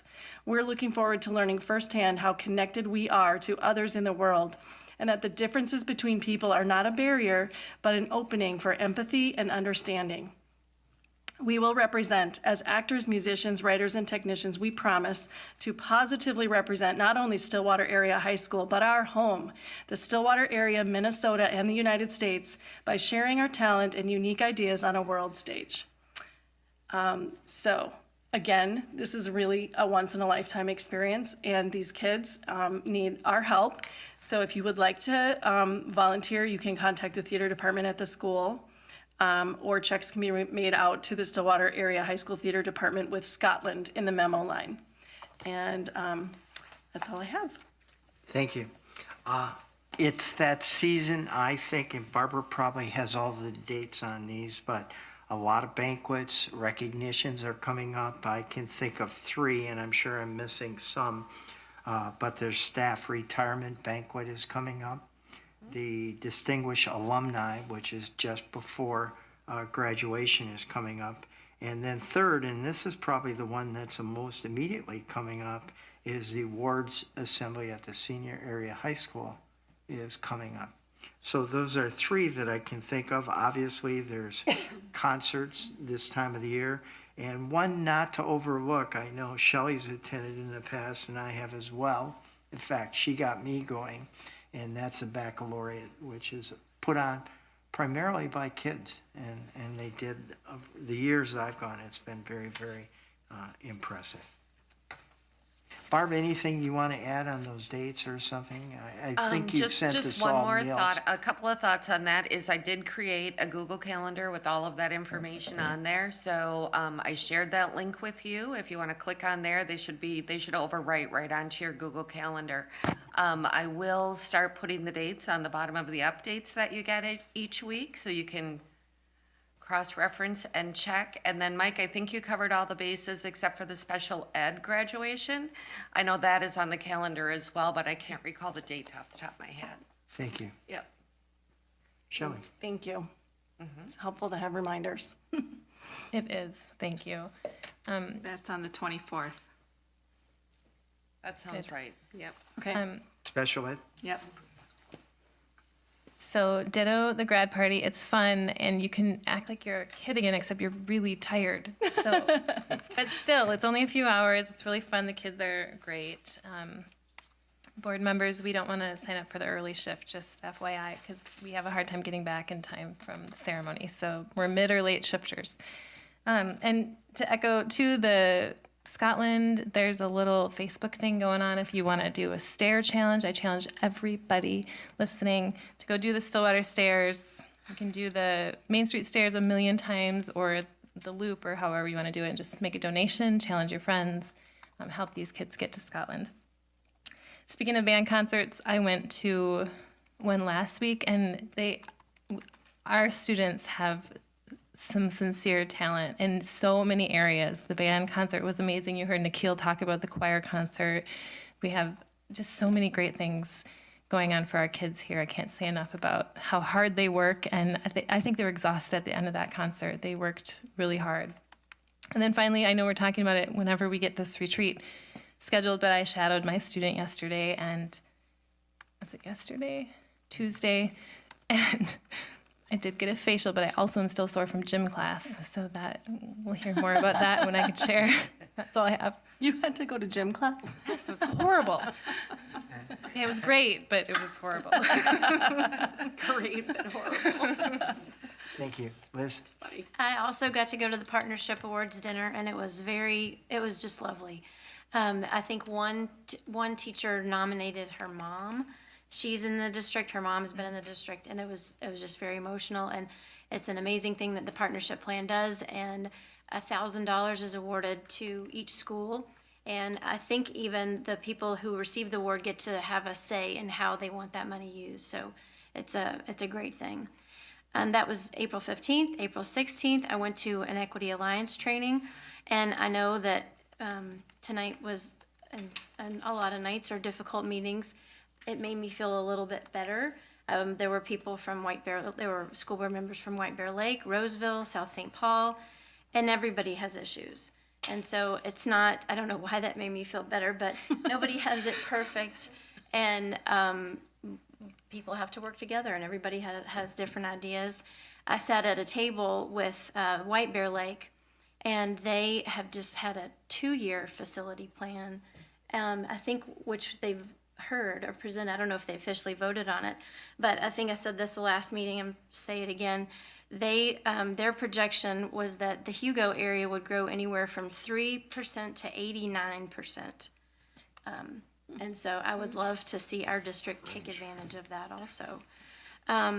I met with a community member who had some very exciting ideas about marketing, which I would also love to hear and to get back to our district too, and mention even just simple things like, you know, have you gone around and looked at other people's websites to see the types of things that are on websites? And I'm hoping that maybe that's something that the Long Range Facility Committee will look at also. And I shadowed a student at Lake Elmo on Monday. I went to gym, but I just watched. They lost power, and there were no lights in the gym, so they had to just prop the doors open. And the kids just absolutely loved it. But I was in the Spanish immersion class with Senora Reyes, and I thought, we actually have Spanish at my preschool once a week, and I thought, you know, this is first grade. I'll be able to understand what they're doing. They did not speak one word of English all day long. Even when they would come back to their tables, they speak in Spanish to their friends. All their books were in Spanish. Their math was in Spanish. She spoke so fast. I couldn't understand what she was saying, but they all understood everything she was saying, and it was wonderful. I think the plan is to add a grade each year, and so next year they'll all be in the 2nd grade together. So I'm not sure how much room they have to grow, but that's something that I hope the Long Range Facilities Plan can look at too, is how we could grow that program, because I think it's a great asset to our district. Policy committee meeting, in addition to the board goals, the only thing I was going to add was one of the things we're talking about is having a monthly session to talk about academics, maybe having the curriculum committee come and talk to us, you know, what do we need to do, talk about our MCA scores, what do we need to do to get those more on the right track. And then April 30th, I have a partnership plan meeting. That's it. Thank you. Tina? Oh, I'm exhausted listening. Okay. Yesterday morning, I attended the Stillwater Chamber event, State of the Cities, which was a panel presentation by, I feel like I'm got feedback or something, by Bayport, Oak Park Heights, and Stillwater city leaders. Bayport Mayor Susan St. Orrs discussed the final phase of the Inspiration Development, which included 24 additional homes that are being built. Oak Park Heights Mayor Mary McComber described 11 new homes going up by City Hall off of Oak Green Avenue, and that is the last residential lots available. Oak Park Heights is almost completely built out. She also discussed the King plant and that it is looking to retire at the moved up date of 2025 to 2030 and how that will affect the tax base.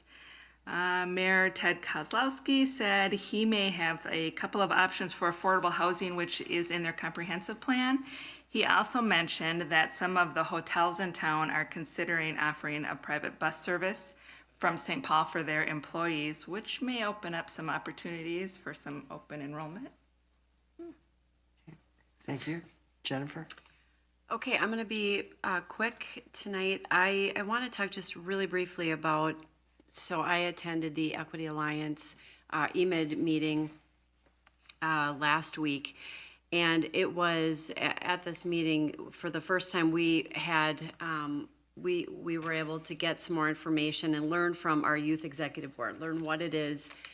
It was so fabulous. They, you know, so we are comprised, we have, like on the east side here, we've got South St. Paul, Inver Grove Heights, Roseville, White Bear Lake, Forest Lake, and Stillwater.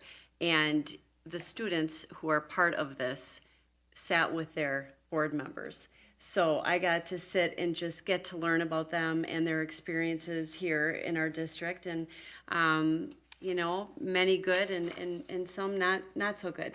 And they were incredibly honest with me, and I just felt like it was such a gift to be able to be part of that. I'm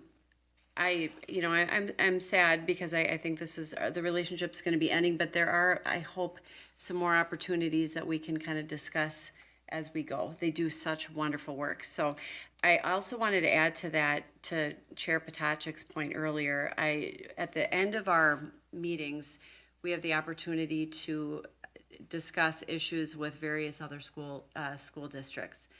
Things that we're doing, questions that we have, things that are bothering us, or, just get feedback and advice. And Roseville really stressed how crucial it is for us to contact our legislators. He said, do not think for a second we're going to get exactly what we want. It is going to be a battle. And so he said, we must really speak to that at our board meetings. Call your legislators. It's going to be, the governor, the Senate, and the House sitting in a room and talking it out. So I took that advice, and I think we all should pay a little notice to them. That's it for now. Thank you. Thanks, everyone. I think that concludes tonight's meeting, so we stand in adjournment. 9:15, Barb. Sorry, Barb.